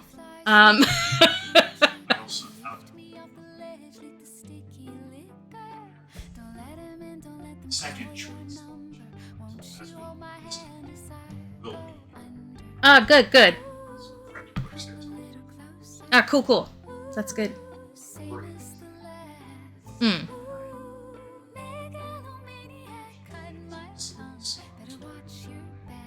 That's fair.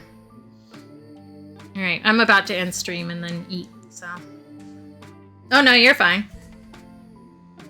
This has been a longer stream for me. Let me check and see if anybody I want to rate is live.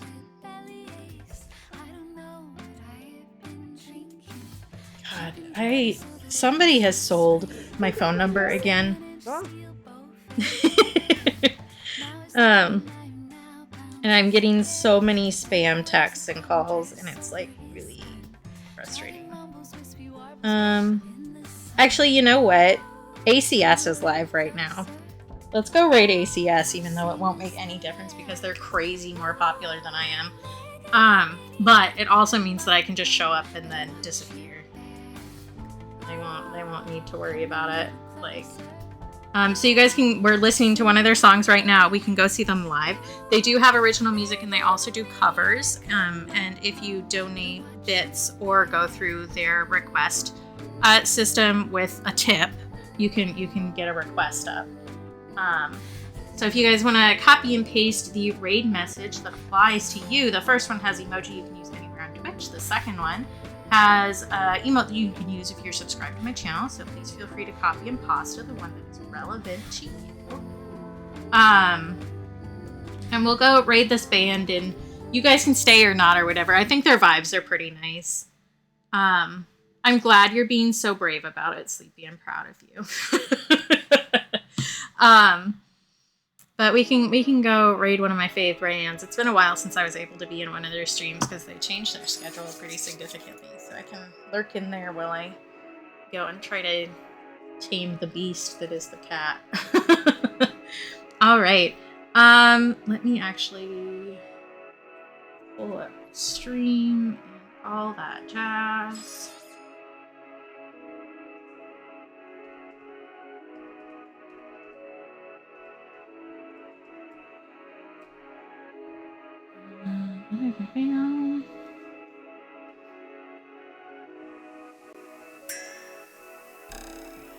Do a stretchy. I will do a stretchy.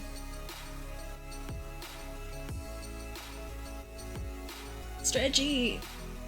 And I will do a big stretchy when I get up. I will also do a sippy. It's fine, Johnny. Don't worry about it.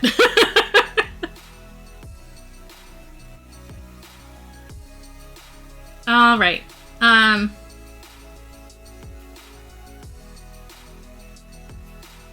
Fair. And see you later, Tomato. All right. I'm gonna click through on the raid. And going to actually go to their stream, because if I do that in the wrong order, then my laptop tries to cry. All good, Tomato. Like, I'll also upload the VOD if you end up wanting to watch it or whatever, but all good. You're busy. Thanks for being here. Thanks for hanging out. Thanks for being niceies to me. Take care of yourselves. Be kind to yourselves. Remember that you're loved because I love you. If you can't take care of or be kind to yourself for yourself, please do so for me, because I think you're awesome and deserve nice things, including from yourself, even on the days when it's really hard. So let's work on being kinder to ourselves and each other. And then we can meet up back here on Monday and talk about our little victories or whatever, you know? We are rating like one of my favorite bands, so you can check out their stuff. They do have really nice vibes, and they often have a cat cam going. So I think you guys will like it. They have a nice chill stream. It's one of those nice ones that's like nice to have quietly in the background while you're doing other stuff. Yay! And I'm glad we got to co-work a little bit. All right, I will see you all on Monday. Okay, bye.